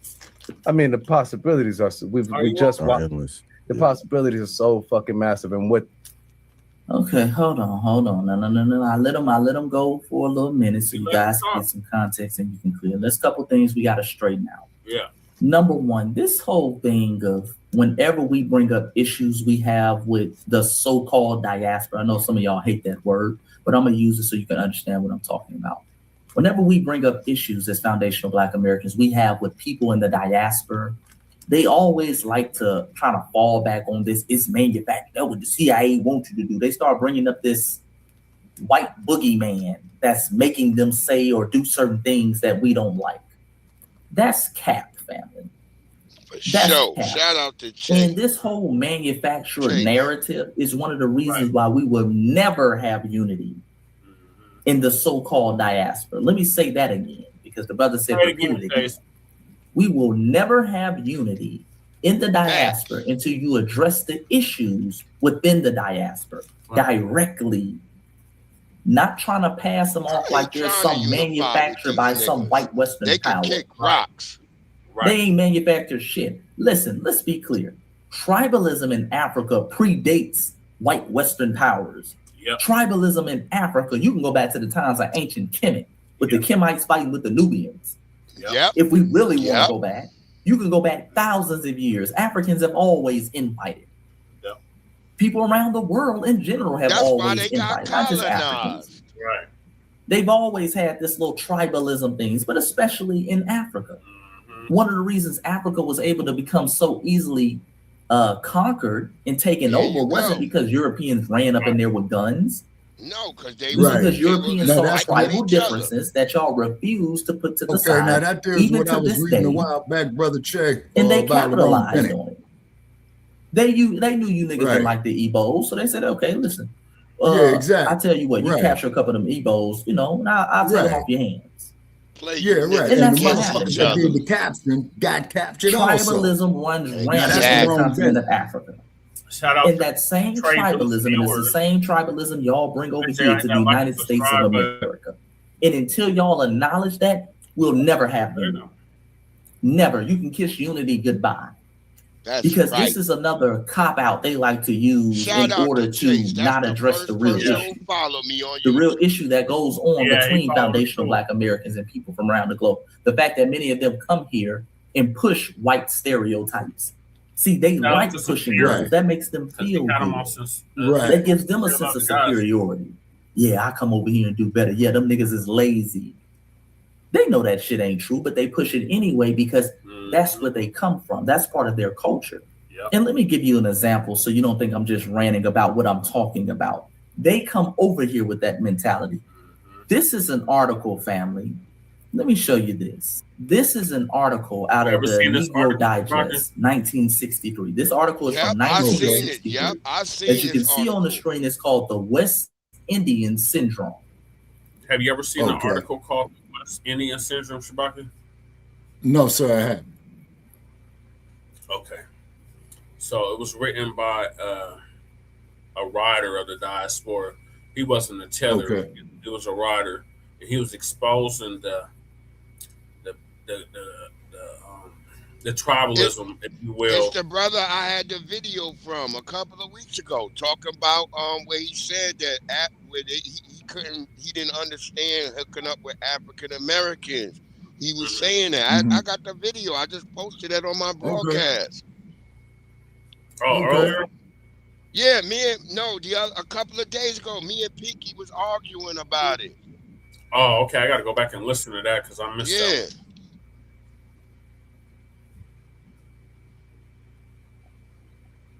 All right. So it's going to break down this article for us. Okay. Okay. I want to show you again. They come over here with that mentality. This is back in 1963. Ain't no TikTok, ain't no Twitter. Okay. Right. They come over with this mentality because this is the same mentality they have back home. And this article again is called The West Indian Syndrome, to be or not to be an American Negro. And it was written by Lennox Raphael. And this was a Caribbean brother. Shout out to him. He spoke some truth to power in this. And I'm just going to read some of the article real quick. And the little subsection says some West Indians resent being called Negroes, and yet they are not accepted as white, and they're too well off here to go back to the island. Okay, that's the prefix. Oh boy, he's about to go in. He's about to go in his own family members, boy. But I want to read this article to show you what type of time they've been on. This is long before anybody was calling themselves FBA. All right, let me read it. It says, my aunt was very happy yesterday. I hadn't seen her so happy for a long, long time. She had become an American citizen. Proudly, she unwrapped the letters from the governor and the mayor and showed them to me. Her happiness seemed so pathetic, so wanting of something which is essential to happiness, belief, that I felt sorry for her. Imagine, she said, hugging me effusively, the governor and the mayor wrote me? Me? That's a fine action on the part of the governor and the mayor. I told her, handing back the standard informal letters which bore the signatures of the two officials stamped by anonymous clerks. Well, you can stay here for the rest of your life now, I told her. She turned on me as though I had cursed her. Who, me? Not me, these people. I can never be an American. It goes on to say, but you have citizenship now. That doesn't mean anything. Citizenship doesn't mean much to her. She says in an effort to cover up what really means so much to her, a woman past 50 here in the USA for 5 years, she doesn't want to be considered an American Negro. Okay? As a matter of fact, she's ashamed of being an American Negro. And this is the standard neurosis of the average West Indian immigrant. He or she does not want to be considered an American Negro. Subconsciously, they believe that the white man prefers them as to non-American Negroes. In short, he wishes to be the white man's favorite nigger. And he may well be happy because he seems to be succeeding in dehumanizing himself. This is the color complex of the West Indian Negro. one who doesn't understand the fight for freedom in America, one who doesn't wish to understand it, and one who even understanding it doesn't have any empathy or sympathy for it. Lord. It's a further chapter. Well, I don't want to call him a trick chapter in the history of the international black man's effort to escape from his skin and his being. Oh, okay. I have yet to meet a West Indian Negro who doesn't feel he is better than the American Negro. That's the one that said he was going to try to find you in Las Vegas. He don't want to do that. He better have his life insurance paid up. Right. And therefore equal to the American white with whom he wishes to associate. I'll end it right there, family. Shout out to the 39 viewers. Don't you let these folks run game on you talking about something's manufactured and the CIA is pushing this. Nigga, they come over here with that type of mentality. That mentality that comes from their homeland, the mentality that predates the CIA or any Western powers. And until they address that, we'll continue to not have unity. Because I don't want to unify with people who have this mindset and who come here with this mindset. That's right, Brother Chase. All right? I want to be clear about that. And I want you to be clear about it, family. There is nothing wrong with not wanting to unify with people who come over here and think like that. Fucking massive. And what the powers that be really don't want is that Black American people who Chase's channel, have been able to, some of Brother Chase's material. Just in this past 100 years, man, like dramatically change the landscape of culture globally. You know, they don't want us to connect. You know what I'm saying? And that's where I find we ain't got nothing to connect and connect with what? Family, they're always talking about linking, connecting. What are you bringing to the table to link up Black Nose, we just to connect with? Show us an example of how the connection worked before. Nigga, Africa has the most minerals. We are the richest continent on the face of the earth. Okay, nigga, do you control those minerals? Chris Booker wants to sacrifice Shabaka to if we come into the table, we're supposed to be linking up, creating partnerships. Let me tell you what are you bringing to the table? When you was a twit in your daddy's pants, I was already grown. Well, nigga, we got the resources. We control the resources. Okay, so why is your homeland in the condition it's in?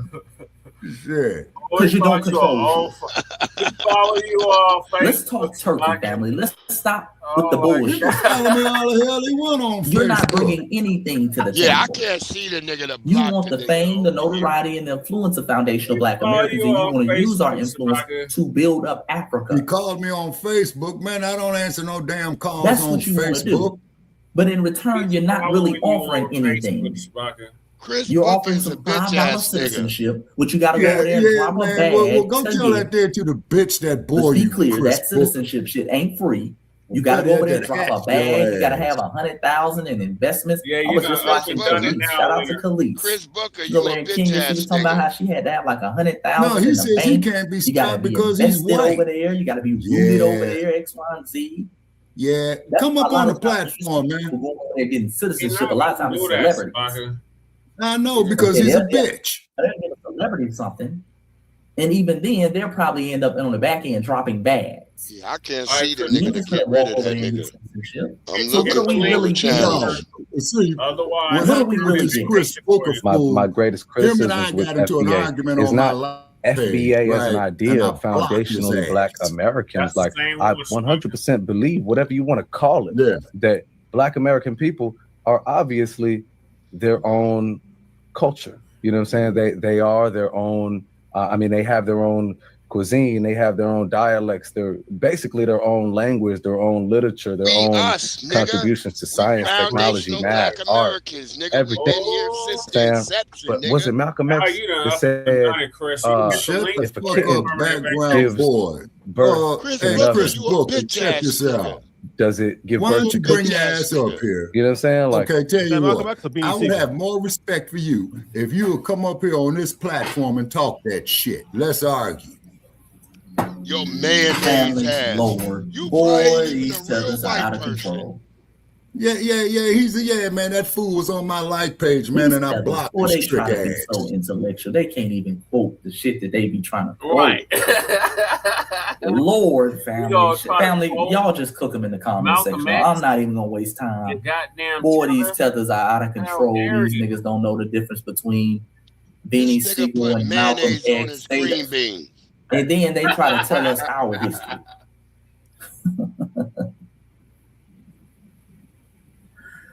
Oh boy.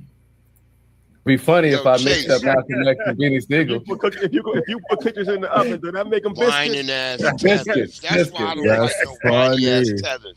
I do think both. Yeah,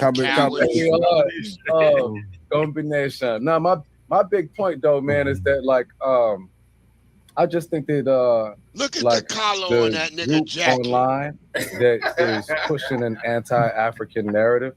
It's just misguided, and I feel like they're misguided by design. Wear a jacket with collars in the like same that. way that the Africans online that are pushing an anti-Black American narrative are misguided. They're misguided by design. Like I've had misguided by nothing. Let's be clear. First of all, when they start that y'all pushing the narrative, we pushing an anti-African narrative, family. Everything we say, they claim is anti-African. If foundational Black Americans simply say, hey, I'm not a continental African. You hate Africa. Oh, you hate Africa.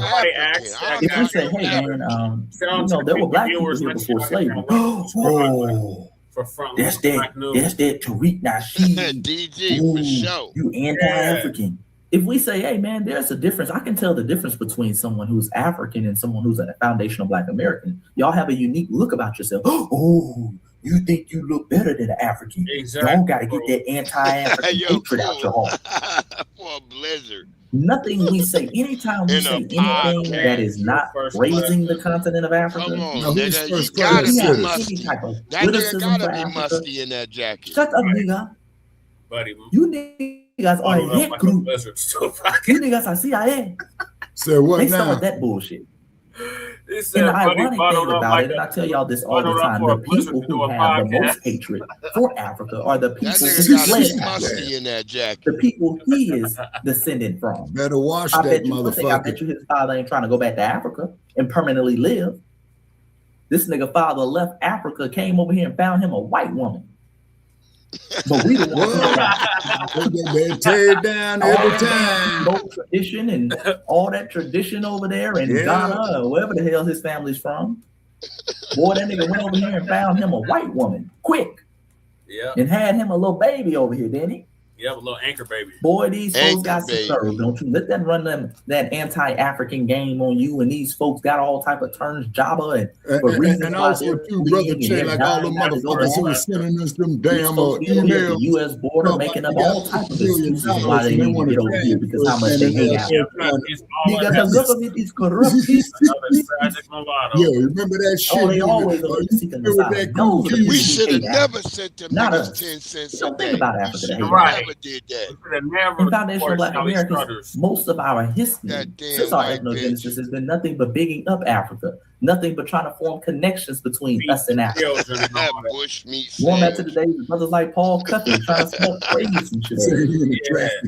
Miss us with that. We know the people who ate Africa are the people who fled it and refused to go back. These conversations in Africa, when African people will ask me, say, Black Americans, why are they so aggressive? And you know what I mean? Why are they so angry? And why can't they figure out how to rise in society? Like, nigga, why the hell are y'all watching us? Right. Word up. What the fuck is That's what you should ask. Why the hell are they watching foundational Black Americans instead of building their homeland? Needed mayonnaise for them bush meat. That's the real question. Why don't you be the example that we're supposed to be? Show us the right way. Build up Africa. Turn that shit into Wakanda.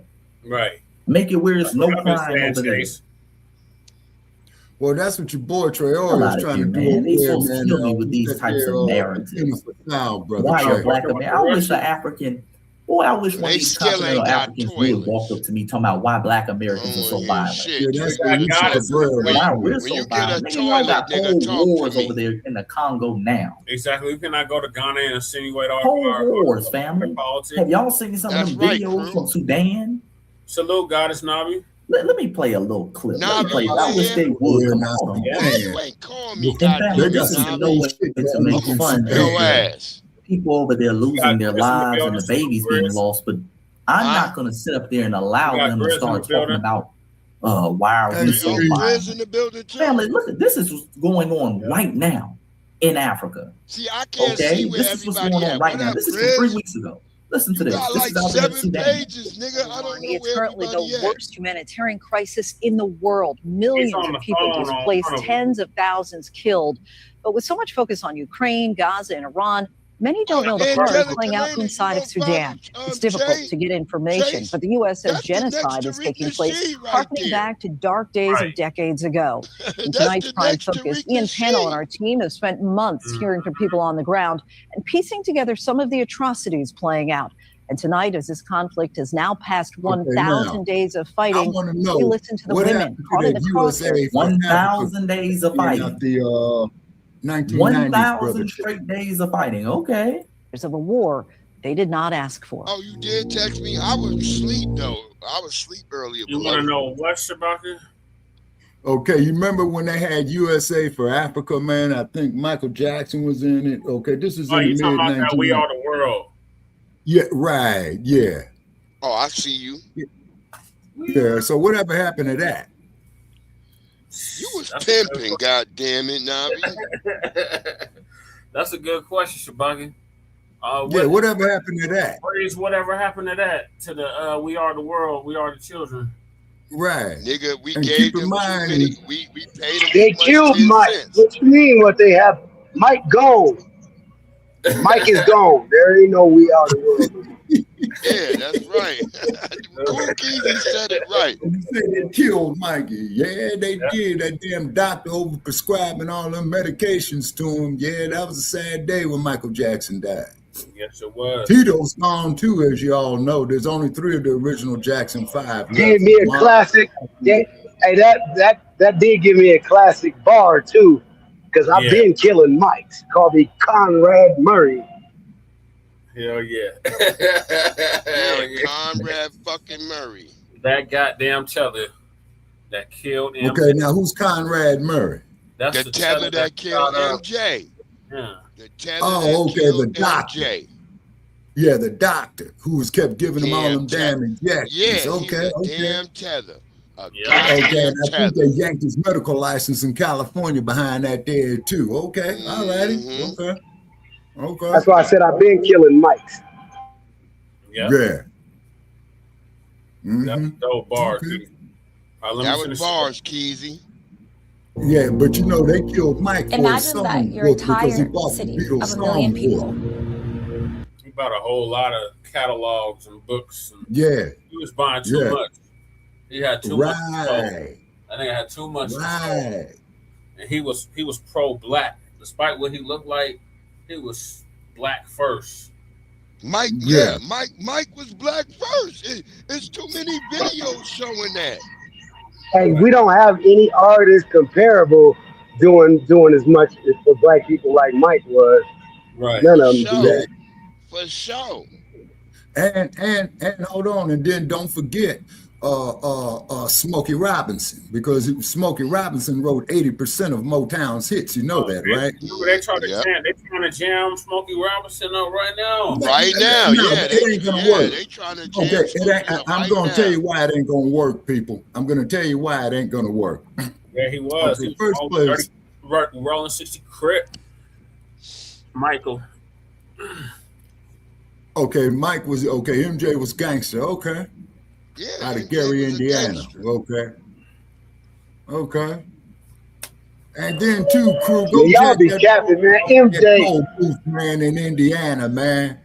Hey, crew. You remember me telling about that MJ was not beating up people, putting it on 6-0s, man. Y'all lying. You see that picture of him throwing up the thing. You see that picture of him? They said MJ beat up. They said MJ beat up Tupac. Whoa. Okay. First so MJ beat up Tupac and put it on 6-0. 6-0 Creed. Okay. On the rolling 60s. Okay. Now, first class citizen. That's true. Yeah, Michael did owns the Beatles song book. You see what I'm saying? Yeah, he was walking on the ops, cuz. Mm-hmm. And Pac came through with the Bloods, man, and was disrespecting some girl, and then Mike jammed Pac up, kind of pieced him up a little bit, like, don't be doing that. Mike had to check that nigga. Yeah. Mike had to check that nigga. And go to that toll booth, motherfucker, man. Jerry ain't my no turn out to shine. I wound it up in Indiana. Homie, you still gotta pay that toll. Y'all see how robbery. Michael Jackson. I told y'all, the most dangerous nigga in my neighborhood dressed like Michael Jackson. The nigga was a light-skinned nigga. The nigga used to come. Yeah, you was talking about that earlier. Yeah, that nigga used to threaten niggas. That nigga like, yo, Blacc. Yo, Blacc, hey, get your ass over here, nigga. It was a tough ass nigga. He was light skinned with a Jerry curl. Hey man, y'all see how good he do that karate kick when he be dancing? You don't want to be behind that. No, you don't. You don't want to be behind that shit, bro. Well, you're damn right about that. Yep. Yo, and Joe was whooping their ass. Crew, Joe was whooping their ass. Because Mike had said when Eminem was crumb bumming on him. No, not Eminem. Who was that other motherfucker? Not Eminem, the other white boy. Who was crumbing on him, man. Catalog too. Fuck Eminem. Yeah, because he was crumbing on Mike, and Mike said that's fine because each time that motherfucker here we go. What we got? With Daddy Like Joe. He was a what? Trent News? Now you gotta hit the link. No. Trent News. You bring your ass up on this platform, and I will debate with you on that. Let's just go by the facts, because it was investigated over 2 years. You know what I'm saying, by the federal agents, the United States federal government. Never proven investigated. And I don't remember any convictions, so that's not true. There you go. We got that shit too. We got okay, but hold on. No. Why, if he was all that, why was his parents? All of them said Michael Jackson was protecting them. Yeah. Exactly. You got Macaulay Culkin, you got the two Coreys, you got Webster. All these niggas saying Michael Jackson was protecting them from all the powers that be. So the damn with you, nigga, with a goddamn baby looking like they from England on your damn fucking avatar, nigga. Them ain't Michael Jackson's kids, man. Fuck out of here. Yeah, and then keep in mind on it as well too is that when Michael Jackson, the hell they were. Trent, hit the link, or it's permanent vacation for you. Yeah, it's permanent vacation. Hit the link, Trent. Hit the link. Come on in, motherfucker. Come on out of here. Come on in and get this. If they were best friends, then why did Michael Jackson talk about that he was being targeted by the gay mafia? Exactly. Okay. Jeffrey Epstein was a white supremacist, nigga. Yeah. So either you bring your and he was a part of that. He was a part of the gay mafia. That's after Michael Jackson and everybody else. Yeah, Gary, bring your ass up here. You out of here right now, nigga. He was from Gary, Indiana. And then you remember when they was trying to say up there that Joe Jackson was molesting his daughters and all that old type of shit. No, you projecting. You was touched by your daddy, the priest, whoever. Probably touched by the priest in your neighborhood, your mama, all your that. cousin, and your uncle, motherfucker, your brother. Bring your ass up here. Click the goddamn link and bring your ass up here. Probably being touched by his white zaddy right now. Shabaka, these are mugs that should be arguing with in them boxing groups. That's who that is. I figured it out. That's the okay. So these is these it's trolls on your on end, my page. It's saying Okay. I can't get rid of them. You gotta get rid of them. Oh, Says it's Shabaka, you gotta get rid of them. Get rid of them. Okay. So I'll be on that day tomorrow, man, going down the like page, man, because I'm blocked about 500 of these motherfuckers already. Okay. Get the devil out of here right now. Okay. Yeah, you gotta get on you the guys were touched by your fathers too. First place, motherfucker. You troglodytes. Yeah, she gave the came best up with all that shit. Winner. She could. This nigga got the image of a squire on his goddamn avatar. Nigga, get your ass up out of here. Your 1592 ass, nigga. Okay, hold on. Okay, keep talking, gentlemen. I'm gonna see if I can make something happen right here. Yeah, get his ass up out of here. That's one of your trolls on the Facebook page. All right, completely shut off from the rest of the world. Now let's see. No one is allowed. These the same mugs that telling us they built America, and this is what their homelands look like. Hell yeah. Okay. Get over there and start digging a irrigation ditch, nigga. And you're dealing with I already told these niggas. انا بفتش في ولدي عشان بلقاه. I know at least ما لقيته الناس قالوا كله بيقول لي يمكن مع الناس البيتين. It's a country tragically familiar with the brutality of man. And far from the eyes of the world, brutality of men. Why is it always just the men? A new genocide in Sudan. Raising these niggas. Civilians once again trapped between two warring sides. A conflict between the rebel group known as the RSF and the Sudanese military, raging for over 1,000 days. Exactly, Angelica. In late October 2025, videos exposed gruesome mass killings by the RSF in Sudan's Darfur region. It's been the world's worst humanitarian crisis for the last 2 years. More than 30 million a crisis largely out of sight, out of mind. Okay, I just wanted to play a little bit to let you know what's going on over there in Sudan, right? And that's just one. I didn't even show you what's going on in the Congo, and other places throughout Africa. I refuse to let some of these third worlders come over here and start talking about violence. Nigga, why are the Black Americans so violent, nigga? Why are they taking advantage of the opportunity? These niggas sitting over there with $1 trillion worth of resources underneath their feet. Somalia.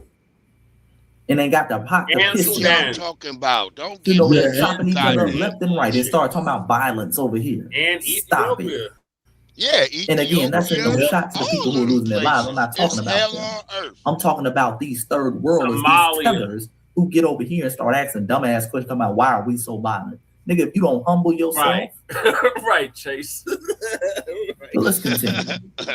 Africans are often their whole country is on fire, but so we many violent. negative stereotypes of Black Americans because the media has painted Black Americans in a certain light. Yeah, I mean, in intentionally derogatory light in order to keep them exploited. You know what I mean? And in order to make the world feel like just blame us for everything, huh, nigga? Yeah, my point being that it's just two different strokes of the same brush, because at the same token, like the media has and continues to paint Africans as having no contribution to history, saying you don't and it was foundational Black Americans while they were painting them who were trying to uplift. Why are they so violent to meerkats? We made sure in all of our historical colleges we had things called Africana studies. Everything. Okay, trying to uplift people like Will Leo Hansberry, Dr. John Henry Clark. Nothing. Okay, Professor James Smalls. Even though he said some derogatory things about foundational Black Americans, but still he tried his best to uplift the continent of Africa. Okay, we accepted some of your greatest scholars over here, like Dr. Yosef Ben Jokanan, Ivan Ben Servan, people from around the diaspora. We uplifted them. We held their work in prestigious honor. Yep. Okay, we didn't just accept what the white man told us about Africa. We said, nah, nigga, that ain't true. That ain't true. We did deep dives on the history and made sure y'all was shown in a beautiful light. And that's something else y'all never give us credit for. Chase ain't having it. Nah, While y'all weren't even on the scene, while y'all were over there in the village, we were defending your honor. I always say, this the we were the first ones nigga pushing back against these damn white Egyptologists talking about the Egyptians were white. That was foundational Black Americans pushing back against that. And uplifting African scholars like a Shayanta Jope. Yeah. Shout out to in others. We were the ones, Anthony Browder and them, going over there to Egypt, making sure the Black presence was shown, doing excavations. He's still over there doing excavations. They're eating the dogs. Egypt. They're eating the cats. We were the ones uplifting that. We were the ones over there traveling and documenting the information. So that's the difference. Yeah, when the white media pushes stuff on us, we push back. Y'all feed into it. Y'all start believing it. Why are those niggas so aggressive? I'm still here on Troll Patrol. Why are they so violent? Okay. Y'all come over here and play into the stereotypes. Remember the white stereotypes that they say are pushed onto them, they're all willing to accept it. Remember, a lot of that gossip and bullshit you see now was started by tethers. Yep. Shade Room, all that gossip bullshit. Tether started by a tether, Nigerian tether. World Star. Okay, World Star Hip Hop started by a Haitian tether. Bossip, Love and Hip Hop. Shade Room. All that ratchet and degeneracy you see, a lot of times that started by tethers. Media takeout. So that's the difference. Full of tethers. Clubhouse. So let me let him finish. The pyramids are created by, aliens or goddamn motherfuckers look like Brett Favre. You know what I'm saying? Like, just because they don't want to acknowledge the greatness of Black people. And so, I appeal to both FBA and to African people of the continent to recognize our necessitated unity. Like, we don't get free until we all get free. No, we don't need you niggas.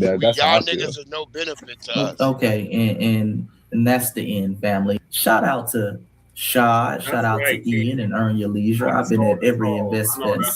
You dig? I've had a vendor's booth at every one. But my message to them is this. Myra can ship them. Shad and Ian and Troy.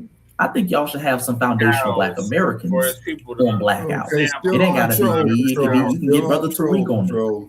Because a lot of times I notice y'all have a lot of Pan-Africanists on there pushing a lot of narratives about our lineage, calling it bots and acting like it's some government organization. I think it would be cool if y'all get some foundational Black Americans on there if you trying to be a media company that has a balanced and non-biased point of view. Real and be balanced and non-biased. And it ain't got to be me, family. Just get a foundational Black American part of the delineation movement. Oh, man. Okay? To have a more fair and balanced. I got the window open. But y'all gonna do what y'all do anyway. But I don't know, family. Let me humble myself. Y'all tell me what you think, family. Am I wrong? Right? Topics, though. You agree, disagree? Tell me what you think, family. Make sure you like the video, subscribe to the channel, hit the bell icon below. I gotta see how long it is. Black History Month.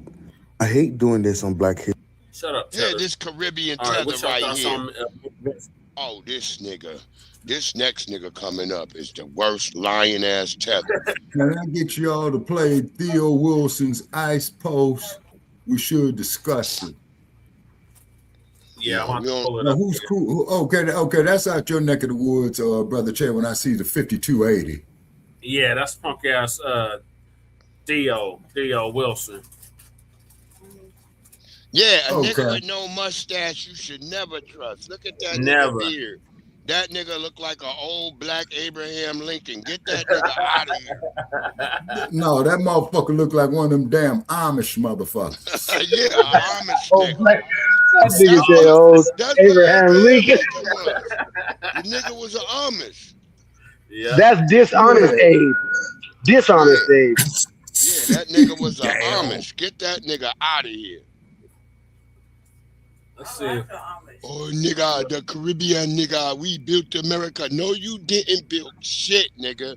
Because you would have built your home fucking land. Yeah, this nigga said if we support ICE, we shouldn't talk about the Epstein files. I don't give a damn about the Epstein files, nigga. I support ICE all day. That's why I wanted to play that. It ain't that long, Man, he's doing a whole lot of gaslighting and trying to trigger us. He must have It took didn't the look like video it. down. I don't see it. I'm on this page right now. It's on his Facebook. That's what I see. Because I seen that he had just YouTube. I don't trust no niggas with no mustache. It was egregious. I was like, man, wait till Jesse see this. Oh hell no. Central law and central life, which is chock full of pedophiles. Tell me how that works. That's Since it. January of 2025, we have over 1,000 credible cases of abuse at the hands of ICE agents. We have ICE agent David Corvell confessing to sexually abusing a detainee. 26 credible reports of mistreatment of pregnant women, 40 credible reports of mistreatment of children, and 88 credible reports of sexual and physical abuse. So how the hell is trafficking and rape? That nigga is a raccoon from our neck of the woods. Oh no, okay. I can't trust that nigga with that shirt. The shirt says it all to me. He's a pan goofy. See, the problem is he got a job. He went. I don't know if I won't say behind my back, but he went and talked to Vicky Dillard, and she done plugged him in with Philip Scott, and now he's on the African Diaspora News Channel with this type of rhetoric. Phil would pick up a nigga like this. Phil got a lot of questionable niggas over there. Mm-hmm. Now, you remember me saying that there, Brother Che, a while back? Phil got a lot of questionable niggas over there. Yeah. That's so. And then I even tried to call Phil Scott, man, with the motherfucker send me, man, a goddamn text. So I tried to call hear Lady Che over there rolling.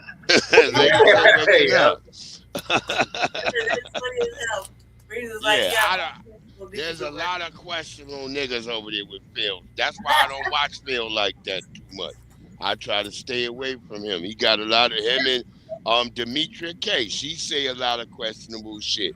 That's why I don't fuck with them niggas. Now I sent an email to Demetria K, Brother Che. She ain't got back with me. I sent another text. With her one time. She dropped the link. Okay. Her and Donovan briefly. Any niggas with that African shit, I'm not rocking with you. That's just it, family. I'm not doing the African shit no more. Yeah, but so what do y'all think about that? This angle here, man. He says basically, if you think ISIS is doing a good job, or not even if you think they're doing a good job, but if you support ICE, the police. No, he's talking about thousands of ICE agents are running around assaulting illegals.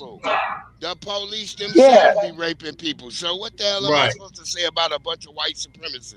They doing what they do. But at the same time, what does Epstein have to do with us getting reparations or tangibles? What does that have to do with that? Nothing. That's Keezy. That there's comparing apples to oranges. And if we getting illegals out the paint, then that helps us. That's more black jobs opening up, more everything for us. It's better for us if we get these anti-black people out the paint. That's what it is. I'm for ICE. Get these niggas up out of here. I think I support what they doing. I definitely don't give a shit about ICE, and they not my people, but I definitely ain't finna go ram my car into them or wrestle them down or do none of that shit. I don't give a shit. I don't got no African clothes, crew. I don't have nothing African. The last dashiki I had was in 1996, and I threw that shit in the garbage. I got an old necklace that I bought from I stole it from the Black Arts Festival when I was a kid. Emblem of Malcolm X. A Malcolm X emblem I stole. I got my ass whooped for that. I'm like, I'm keeping this. He stole it. Yeah, I was a kid, man. I ain't had no money. We had the Black Arts Festival, and everybody got all these. It was back in the 90s, man, and they had all these Malcolm X necklaces with all that. Man, I stole the shit. I stole the shit. Black medallions, no go. Yep. That was that time. I got one right now from way back then. That's the only African thing, and that ain't even African. That's Malcolm X. Word up. Here's the shit that fucks me up, y'all. Okay, I was out here, Chad. I told you this, man. I went to one of these African stores out here, man, looking at the tags of where they manufacture that. Guess where they manufacturing these motherfuckers at, man? Pakistan. Pakistan, yeah, all that shit made in A lot of stuff. Pakistan. You know what? They manufacturing a lot of stuff nowadays. Not a lot of, not everything is made in China no more. That Pakistan is starting to come up with that. As far as with the factories and stuff like that, it must be a lot of the factories going over there too. Oh yeah, that's exactly what's happening, man. Because out here on the West Coast, man. Like and subscribe button. Okay, is that they got a lot of these damn sweatshops, you know, that there's Mexicans in over there in the city of Los Angeles, right? Okay. The Chinese got Africans in there now whooping on them. Oh yeah, okay. Now glad you brought that up. Glad you brought that up. Damn good point. Because see, what's happening is, man, is that the Chinese was going over there, giving them third world nations over there, and they was defaulting on the loans. So the Chinese knew these motherfuckers couldn't pay it back. Right? Is what they would call Lady Chase has predatory lending. 38 of you. Wait, what did she say? There is 38 people in here. I'm not at all. Yeah, crew. Yeah, scam Africanism, first class citizen. Because right, Byron. We're at Boy, 140. keep them on speed dial. Keep them on speed dial, my nigga. We need them out here in Virginia because since we got Abigail Spanberger, they've been walking like they've been highfalutin out here. They've been walking around like everything is hot to duty. We gonna get these niggas called up on them right now. We gonna start calling ICE. Yeah, exactly, Nam. Okay, and then also too, Goddess, if you look at these pedophile motherfuckers, you see what I'm saying? The majority of these motherfuckers, man, is crackers. You see what I'm saying? Yeah, now, don't get me wrong. White Latinos. Yeah, and now, don't get me wrong. Is because, hey, Goddess Navi, okay, what dude you referring to? Are you going to the bathroom? Look, I got as a I went closet into full of my African broadcast clothes. last Whoa. night when I went in my Pussyfoot broadcast, Productions, wait a minute. Okay. when I was in my broadcast last night, I went in on Toure because this nigga talking about he giving white people a pass to call black people who work for ICE house niggas and shit like that. And I'm not going for that. That's a job. Okay. It's different from the KKK. Who are you talking The about? KKK, Who the hell are you KKK talking just about? harassed niggas all day. That wasn't a job. They Delusional put masks on so they could go back to their jobs in the morning. Who is you talking about? Toure. No, this troll. This clown in the chat room, he's probably talking to Where me. he at? Who cares? Anyway, move Where along. he at? I don't see the nigga. Yeah, I don't even be paying attention to them dudes. They be hitting meth. Look what time it is. The meth is It's hitting the it meth hard. hour. Yeah, it's the meth hour. Yeah. Go ahead, Lady Shay. Lady All Shay. the meth wizards and the meth witches is out. Yeah, they definitely is. Go ahead, Lady Shay. What did say was this about Toure? I think that okay, He's not look, in first class. I was saying it yesterday to Jesse when he played it before he played it. This is what I think.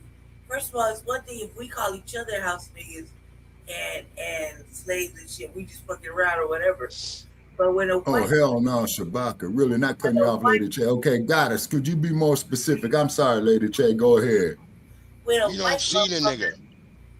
when a white motherfucker call us a house nigga, it doesn't matter who it is. He gets slapped in the motherfucking mouth. Right. Like Toure, like for example, right? We call Toure a house nigga all day long, right? That's good, Brian. But if a white person called Toure that, we wouldn't stand for it. You see what I'm saying? It don't Exactly. matter. Go for us. We Wait, can't wait. be deported. Cool person. Can you stop interrupting real quick? I was got like one more second. Okay, go ahead, If Lady Toure, Shay. if some white motherfucker called Toure a motherfucking house nigga in front of us, we would not tolerate that shit. We whoop that white motherfucker's ass. Only we could call him that. Right. He can call us that. When is the next time Kamala going to be washing chitlins in the toilet? Oh, God. Right. In 2 years, so that's all they got. And gruesome Newsom. You got Hey, so to many Lady damn Tay, to Lady pages. Tay's point, Jesse, I gotta that's tell true, you. Lady Tay. And Lady Tay, just like I'll give you an example. When it with females, and I'll say FBA sisters to be exact. Y'all go around calling each other bitch all the time. Bitch, this and that. But if a brother come up and say bitch, then that's a problem. So that's exactly what it is here. You not one of us. You can't. What? Who just said something like somebody called me sassy? No, there's a person called Sassy Mo talking about why poor people cheering on billionaires. Nigga, what are you Ain't talking nobody about? cheering on nothing in here. Ain't nobody cheering on nothing. Only person cheering is the dude at the immigration office clapping your mama's cheeks. That's the only one cheering. Damn, boy. That's right. Damn, boy. I thought I had it bad. Now that's a good one right there, bro. They ain't hurting us into no oppression, nigga. We ain't in I'm elite. I'm elite with this roasting stuff. Whoever want to come, step up and get their shoes roasted off. I'll roast you until your shoes curl up like the Wicked Witch on Wizard of Oz. Right. We got Nico Hayek in here. We got Shout out to the 54 viewers. Breezy. All I do is talk shit. Sassy Mo, you gonna be in a camp, nigga. You gonna be in a camp. You a tether. We not tethers. We not going nowhere. Right. So, like, what I'm saying to you, though, what I'm saying is that His daddy gonna be in the camp. In the building, salute Carlton Way. Go ahead, lady. Boy, I said we got a full house tonight. But anyway, so what I'm trying to say is this: Trump, the dickhead, isn't going anywhere. That motherfucker needs to go right straight to fucking jail. Everybody. It's a lot of damn comments. I don't give a fuck. Don't read them. They're still coming up on the screen.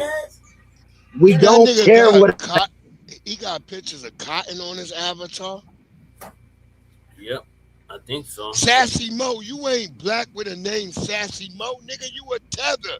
That's the only name a tether will have, nigga. Sassy. And you a Mo. Nigga, in DC, we call that a lame ass nigga. A nigga who called a Mo. Get your ass up out of here, nigga. You're a bitch ass nigga. Right. We don't want to hear from niggas named Sassy Mo. You a moist nigga. Why would we listen to a nigga named like you? Okay, maybe he needs you disrespect a our woman, man, you Jay a Middleton. big back woman. Then you a big back woman.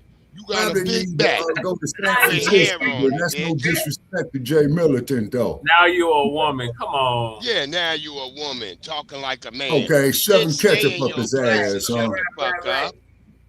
Go shove some more ketchup up your ass, trick. Yeah.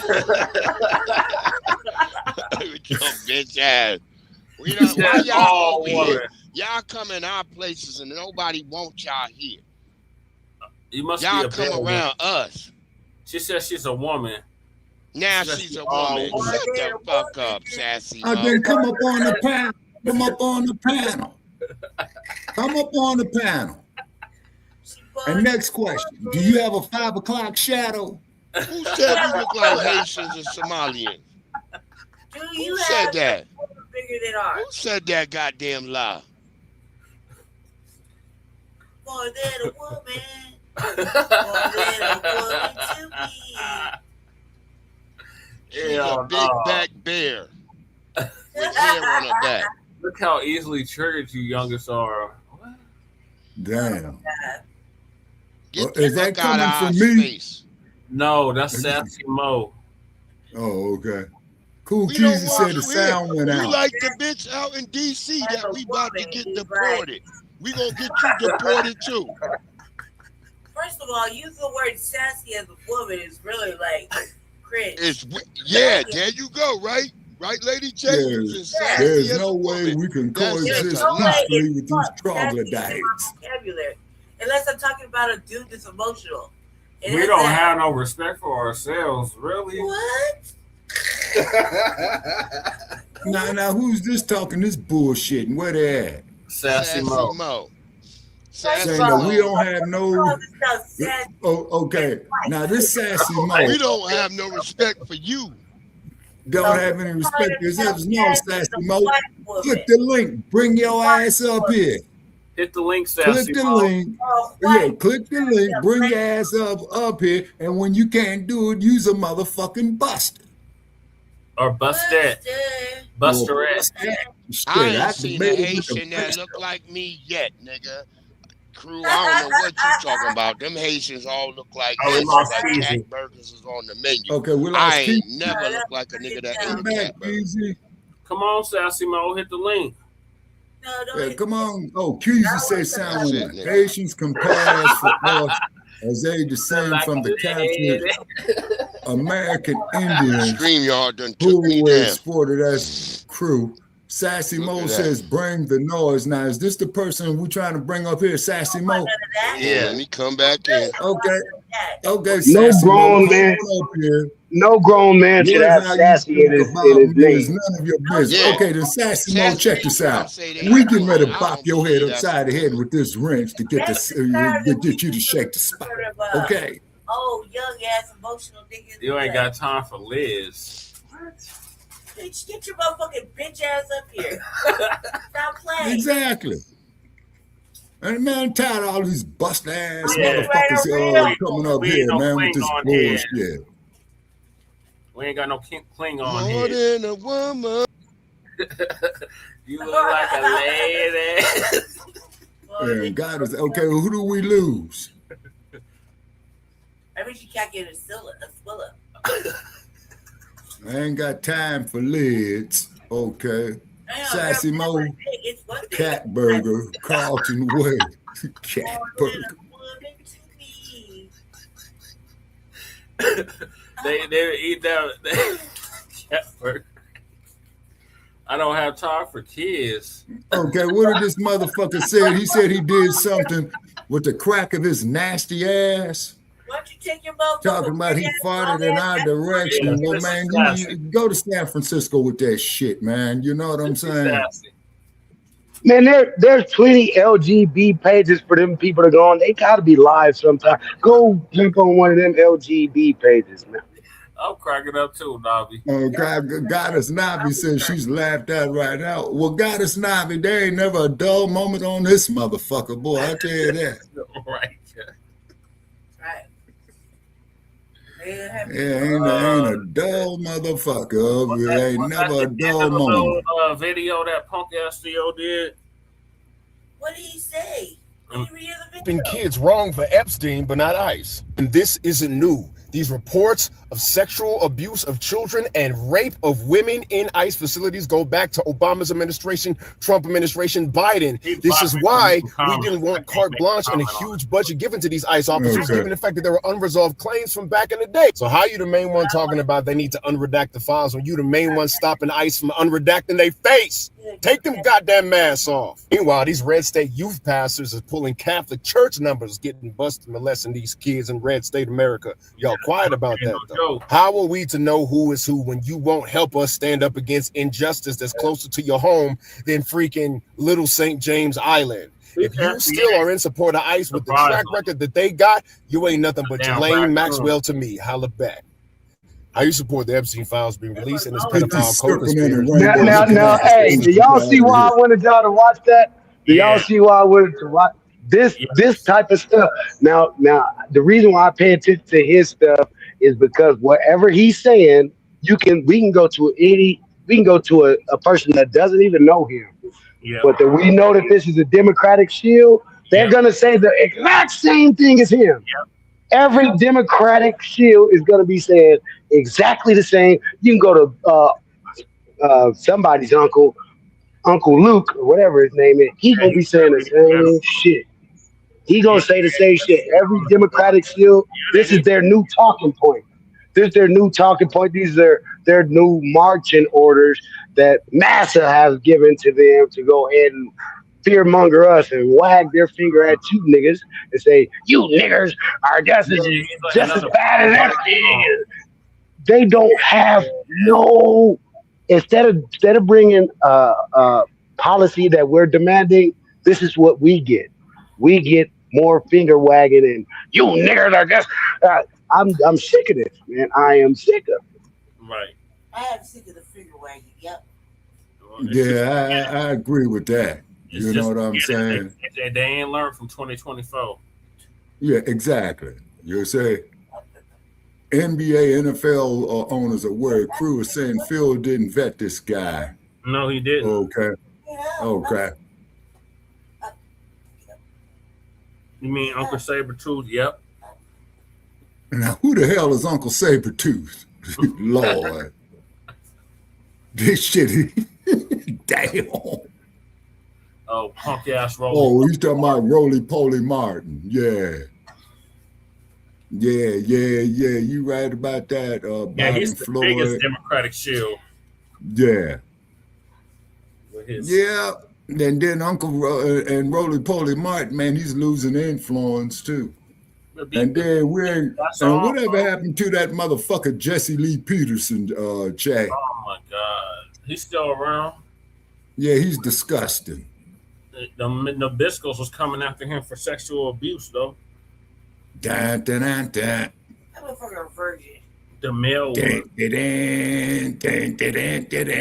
Roly Martin's Saskia Ascot wearing ass gotta go.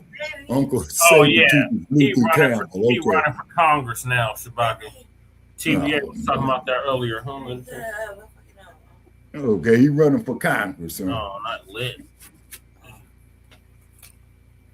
I can't like one though. How many more flies haven't been released? Oh, the files. You talking about the Epstein files? I don't care about that shit. I never cared about that shit. Beta. Okay, Goddess Navi saying, uh-oh. Now, what do you mean by uh-oh, Goddess Navi? Was something that I said? No, Cheddar Lucas running for Congress. Oh, Lord. They haven't been released. And I don't give a damn about the damn Epstein files. There's nobody going to jail and nobody getting punished and nobody going to prison. I don't want to hear about that shit. Exactly. And then they say Epstein hung himself in his jail cell, man. I think they murked that motherfucker, man. Yeah, we keep losing damage control. We lost Breeze. She talking about they roasting Shabaka. No, she talking about the roasting that she been giving them, Shabaka. Oh, okay. Come back, Breeze. Come back. Rolanda. Haitian Martinez. Oh, Lord, my goodness. Elmer Fudd. Oh, God. Looney Tunes for real. Mm-hmm. Uncle Cheddar Luke, mumble mouth ass, can't form a coherent sentence. Yep. No lies, Brian. Okay. Epstein is alive and well, in my opinion. I would not be surprised. We never see the body. We never see the body. Yeah. We just kept hearing hung Phil. Yeah. Breeze is back. Hey, this dude with the no mustache look like he's at the Frank stand looking for a Frank to put in his mouth. Yeah, that nigga only eat hot dog. That nigga only eat hot dogs backwards. Oh my God. Damn. And Cruz saying Luke is a perpetual drunk. Damn. Yeah, he be drunk all the time on X. Go on X and battle that nigga. So this is from so shout out to the delineation movement. We're gonna keep it pushing. Yeah, keep it moving. Delineation cooking their ass. Yep. We need to delineate. We need to. So this Caribbean tether on your screen, he's upset. Oh, yeah, he was lying like shit. He was lying like shit. Go ahead, Keith. Delineation got these niggas looking for a Gleazy for their mouth. Yeah. So our brother and CEO is gonna give us an update on this Caribbean tether right here. He was bouncing nuts off his chin. I think he's a Haitian. Yeah, he's a damn. But I'm growing tired of hearing African Americans try to diminish what our ancestors in the Caribbean contributed to this country. Because for some reason, African Americans believe that. Again, calling us African Americans and not calling us Black Americans, but he wouldn't call his own people African anything. I guarantee you, because they say that he's Caribbean. I guarantee you, Buddy finna say something, and he finna just say Jamaican or just say Haitian. He not about to say African Jamaican, African Haitian, Niggas African with the none of gap that. too. He just I gonna don't call him trust his them. everybody that's from his Caribbean countries get to be where they from, but we got to be associated with Africa. Let's keep going though. To this country, because for some reason African Americans believe that Caribbean people were did not contribute, nor were they enslaved in America, just like they were. And what I'm going to do is show you that we contributed the same, if not more, to the U.S. economy. Nothing, nigga. Not only that, I am going to prove to you that our people were here just like your people were also.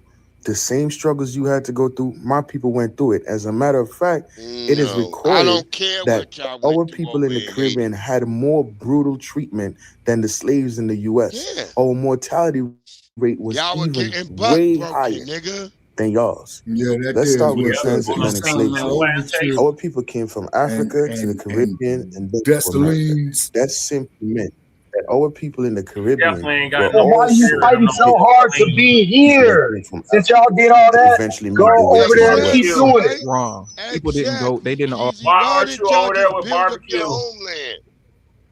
Why ain't he over there with barbecue? Yeah, he's scared of barbecue. That nigga know he's scared of barbecue. Okay, now who's exactly barbecue needs a good glizzy eating nigga like him.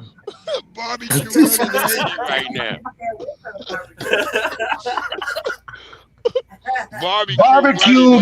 Barbecue got a couple glizzies on the grill for him to eat in Hades.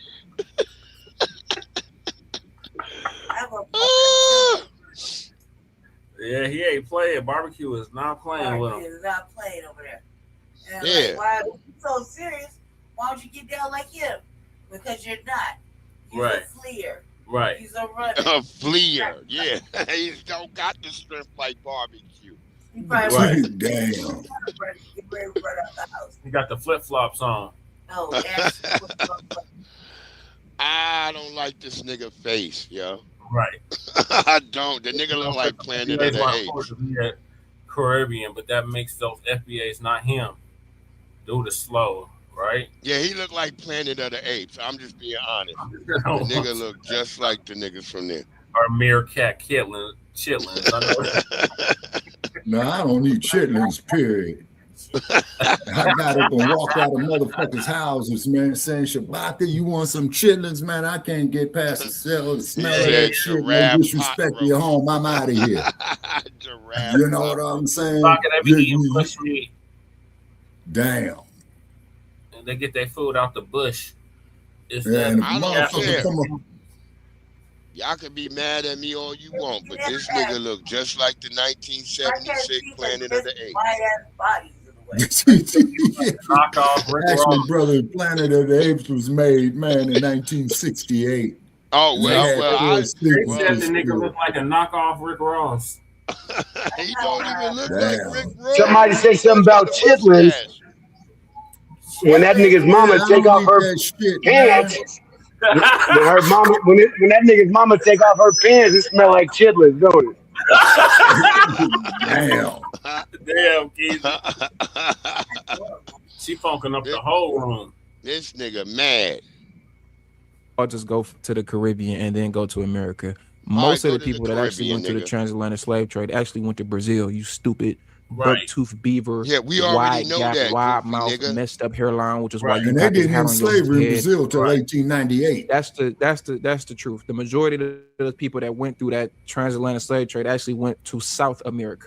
Most of them never even stepped foot on American soil because Black Americans actually have Native American indigenous roots, which your people don't really have. And a good amount of those people did go to the Caribbean. Very small. You have to kill me to give me some damn hog guts. Fuck that. So-called African slaves that came over here never made it to America. So you just lying and just making stuff up. Just making stuff up because you want to be included in. But I don't got no citizenship papers. That's the difference between me and you. I didn't have to come over here on no banana boat. I enrolled my ass over here. My people been here. Mixed up with the people that came from Africa that eventually made their way to the U.S. Before the 1670s, Most enslaved people in Maryland and Virginia were brought from the West Indies, the Caribbean. Even a small island like Antigua, where my people are from, we trace our roots back since the 1700s, coming to Charleston, South Carolina. How you trace your roots back? What paperwork did y'all have where you would trace your roots back? What paperwork? Because I actually traced my roots back. I went back to 1723. How did you trace your roots back to the 1600s? What paperwork did your people have in Antigua for you to say that you trace your roots back? This nigga lying. Yeah. Unless he shows some like proof, which I've showed proof. My 8th-time great-grandfather, Gregory Stallings Jr., show in North Carolina. I can show He messing with the right one. Hey y'all, he messing with the right one. Little angry ass CEO. Those countries is undeveloped. Right. What are you talking about? A million Africans were shipped to the Americas, but only 3 to 4% of them made it to the USA. Right. Most of those people came through the Caribbean first. It's recorded that even before the 17th. I'm sure some of them did, but most of them, that's a stretch. That's a stretch. But even if they did, or if they did it, exactly. At the end of the day, at the end of the day, regardless if they went to the Caribbean first, they still, the people that made it to America are still a part of our ethnic group because they mixed in with people that was already over here. So it don't matter if they went to China first, nigga. It don't matter. And it was people that stayed over there. It don't matter. We are still our own ethnic group that you not a part of, my nigga, at all. And you would never be. That's right, Angelica. Majority of the slaves that got here was from the Caribbean. Most of them coming from Barbados. You know, the same island Rihanna is from. So now that I've established that our people were here along with y'all's, let's talk about the money part. What did we contribute economically to the Caribbean? Now, a lot of you like to speak on cotton, right? Because that's Angelica, that's going to be in my head. A lot of. Do you understand before cotton? This is on the topic of sugarcane. Let's talk about my island again. Do the sugarcane trade. My island helped build one of your most prestigious universities, Harvard University. And this was possible through sugarcane trade. Because a lot of the time what people miss is a lot of the people who own slaves in the U.S. also had family who owned slaves in the Caribbean. So it was like one big plantation just on the different umbrellas or different family. Okay, no, it wasn't. It wasn't just one big plantation. That's that whole we all the same stuff. Yeah. Look, nobody is arguing. At least I'm not arguing that they didn't have slavery in the Caribbean. Of course they had slavery in the Caribbean. It was brutal, right? Which is why they had certain revolts. Like, shout out to Haiti for fighting back in 1804, getting y'all's freedom, which y'all didn't fight back enough. Y'all didn't stay over there and build it up. But nobody's arguing the fact that y'all didn't have any type of trials and tribulations that y'all went through. The only issue that we have is y'all like to align yourselves with us, but then we can't align ourselves with you. Because I guarantee you, if I started to call myself, since we all the Caribbean, think about this logic. If we all from the, because basically his logic is, a lot of y'all Black Americans are really from the Caribbean because our ancestors went to the Caribbean first, and then y'all went to America. So y'all really from the Caribbean. Okay, so if I'm from the Caribbean, and where's my citizen paperwork? Right. Where's my access to all of the things that your countries get? I should be able to get the same things that you get since I'm a part of you. Same logic is going to apply with you people that like to say all of us are African. We all the same. So then where's my citizenship paperwork? Where's my access to the freedoms and all of the things that the beautiful African people get? I don't get all that shit, though. You know I'm an outsider, nigga. And we know we're not the same. We don't even have the same lineage. We don't even look the same, nigga. It's a lot easier to tell the difference between an African and a Black American than I used to draw this tell if it's a Black American and it's Caribbean. Because they had an ethnogenesis in the Caribbean as well. Right. But we can still look at you and tell. I know your hairline is destroyed, my nigga, which is why you have something covering your head. Like, that's one of the easiest ways to tell if somebody's not Black American. Not to mention the way that your eyes is parted. They're slanted a little bit like this. Not to mention the way that your nose is shaped. Not to mention the big lips. Not to mention your teeth. Like, these are clear phenotypical characteristics that I can see that you're not one of us. You don't come from our lineage. We don't have the same blood running through our systems, and that's okay. I told you, angry ass how you look. It's not a bad thing that I look how I look. I'm not saying you look better or worse, even though them teeth is a little fucked up. But that's not the point. The point that I'm making is you want to align yourselves with us, but then we can never align ourselves with you. And when we try to align ourselves with you as Black Americans, y'all didn't do nothing but other y'all. Y'all didn't do nothing but say that we different. Y'all didn't do nothing but say that y'all don't have no culture. Y'all didn't do nothing that's but the try to motherfuckers claim with stuff them that we created, like hip hop. email No, DJ Herc addresses did not like create they hip got hop. $50 DJ million Herc to was deposit a in your popular bank DJ in New account. York. No, it wasn't And then created they equally by hide Jamaicans that and shit. Puerto Ricans. No, it wasn't. Just because it was a Puerto Rican nigga speaking Spanish that was at the party, and just because DJ Kool Herc had popular parties, don't mean that he created this, my nigga. Right. Y'all didn't create anything. Not to our culture and our benefit. Y'all didn't do anything. Hip hop has 5 elements, not just a nigga DJing. Right. It's 5 elements of hip hop. So all of this stuff is a one-sided thing. They only want kumbaya, egalitarianism. They only want Pan-Africanism and all that when they can get a part of what we got. But when it comes to what they got, when it comes to, okay, well, then if I'm you, then let me get some of what you got. Since I'm you, let me get some of what you got. Talking to Africa. Now it's different. Now it's no nigga I didn't. We know tonight. I don't know if you're going to be able to come to our community because you are not you are the American.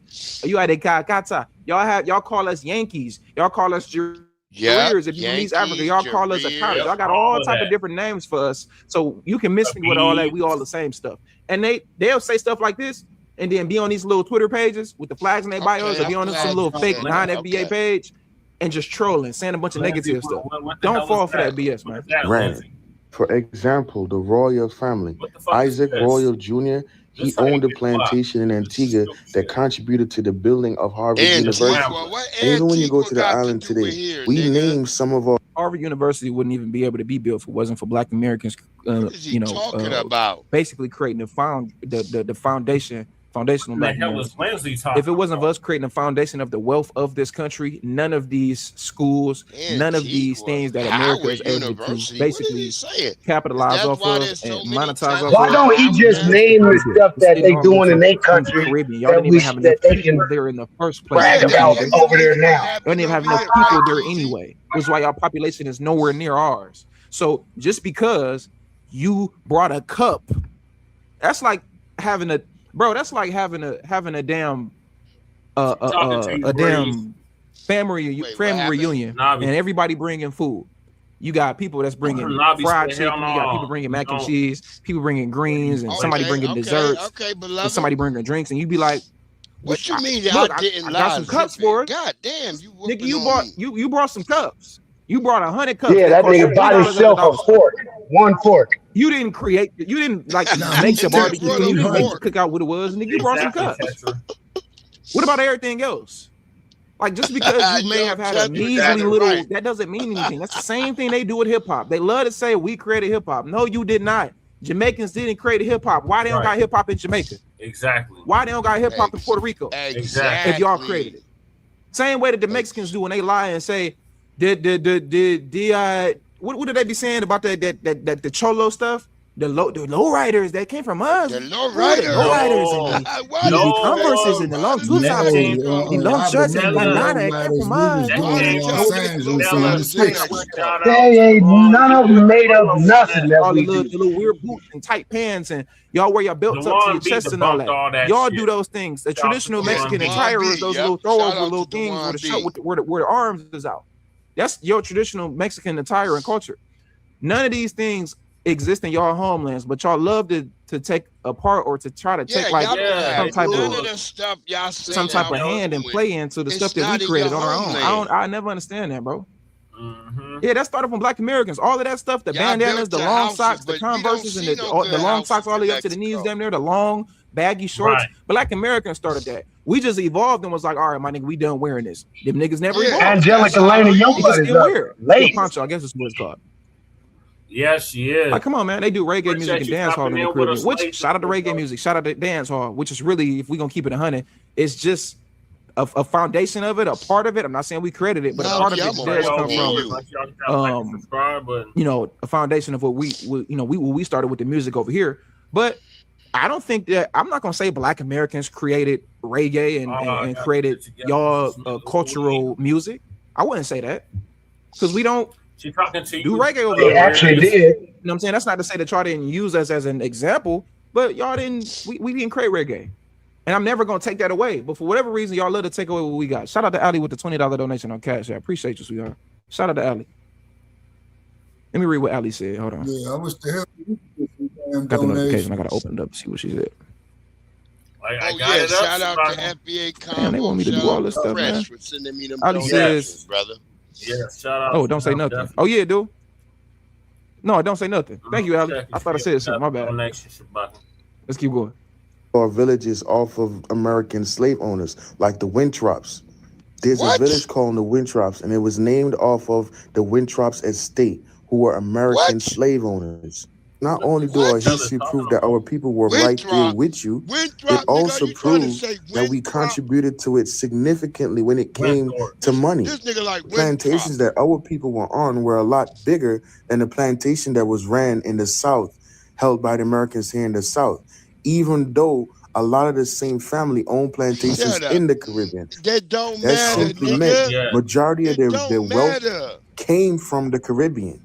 That's why when they asked researchers, look, save that story and tell it on your way back to Haiti. Americans reparations, it was between 42 to 90. Wait a minute. Here from America, Either I got to read they this didn't history, build it from no damn or tethers. wasn't a lot of those Caribbean countries when they did have slavery, it wasn't even from America. And those Wasn't minority those countries grants went like to a being bunch of taken over tethers. like by the French and like by Somebody get Mental by Morgan Britain? out of here. Like it wasn't Nigga, even the this nigga American woke up government that was doing that. Am I correct? drinking Caribbean coffee. I know his line. that Most of the nigga out of was here. a plantation. Well, we know he definitely lying and making stuff up, but a lot of those countries like Haiti they was colonized by the French. No, that's not reparations. It wasn't even the American government. It wasn't even America that was like exactly. Yeah, the French and the British. Exactly, that's what I thought. Exactly. So it wasn't even like what is he talking about? The Dutch East Company. What is he talking about? Talking about? And can you speak to the phenotypical difference between Black Americans and Caribbean people? BOARS, and that's like why I said earlier, Caribbean people and Black Americans, you could definitely tell that we different, but I would say we look a little similar than what Black Americans look like compared to Africans. But yeah, they had less of an ethnogenesis in the Caribbean, so because it's just less diverse, there's a majority of them in their countries, right? So it's easy to tell that they're different. But yeah, the same way that you could tell somebody from Africa compared to Black Americans. It ain't nowhere near the Caribbean. Our head shape is different. Our nose is different. Our eyes Ain't that a lot of motherfucker Harvard times and differently. Show us where Haitians as a group we have higher is supporting us on no tangibles, no votes, and then we can talk. His teeth is gap tooth. Like a lot of Africans specifically, and a lot of Caribbeans, I'm not saying Black Americans don't have it, but it's more common with them. The hairlines is a clear indication. Like they look completely different. Antigua specifically was the British. That's what I'm saying. So he just capping and lying, my nigga. $7 trillion. But when it came to the Caribbean, it was well over $100 trillion. So when you say, oh, my ancestors built this country, yours didn't, that's a lie. Our ancestors contributed, if not the same, more. Okay, so think about that. He just said, if not the same or more, but then in the sentence before, he said, your ancestors didn't. So our ancestors didn't build the country. We didn't contribute to the country, but then yours did. But you knew it was the same, if not more. You just contradicted yourself again. So the real truth of the y'all should see how these feathers is looking at me while I'm talking up here. In erasure of history, genuinely what he believed is we didn't contribute to anything in this country. His people did more than ours. Even though if you was to ask him, well, where's your family from? Where's both of your parents? Where do they come from? Both of his parents, either whether they probably first or second generation. Easily. That's simple. Yep, Nabi is. Just babbling and talking, my nigga. And this is exactly y'all clocked him before he started talking. As soon as you show up as a grown man with no mustache, we stop listening. Before you try to belittle us and make it seem like we didn't contribute anything to America, Joshua knocking out that white boy Jake Paul and broke that motherfucker. Our people were already over here. That's the difference between me and you, little bro. And then put up a wall and said we were not welcome. Even though my ancestors helped build this country economically and physically. The only difference between your people is that you were on the correct side of the wall when it went up. Some of the rhetoric I hear some of you spew, you sound just like the people who enslaved us. I'm not trying to diminish what your And ancestors your did people because are still paying reparations to the French, nigga. Y'all niggas is paying white You people. just said that we didn't contribute anything to the country. You literally just said that. You just said we didn't build this country. your people is my people, and it's proven. But the fact that you try to separate Your people is my people. and segregate us and what my people contributed to this nation and make it seem like What did they contribute though? I feel like I don't know. They didn't contribute anything. Hell no, he ain't in Haiti because he's a like we didn't do. It makes us feel a type of way. I was trying to say, well, it was some families in America who owned slaves, and they were connected or they knew or related to other families who owned slaves in the Caribbean. And maybe that family in America could have benefited from that slavery in the Caribbean. So that means that they built the country. You just saying anything. And if y'all built America, then why you don't build your home? Because you built so much. I just find it really funny. Like, if America is, and this is the difference, we're the minority in America. This is how you gonna stop all of this talking that you're doing. If you built America, and America is the country and is built because of the backs of you, not us, why is America, and not even a comparison, why is our country, even in the roughest parts of the Black American communities, why are those parts of Black American communities that we built, why are those in better shape than your own homeland? Explain that to me. Since y'all built America, then why you didn't build your homeland? Why are your countries in shambles right now? Why? I was asleep. I did go to sleep, Navi.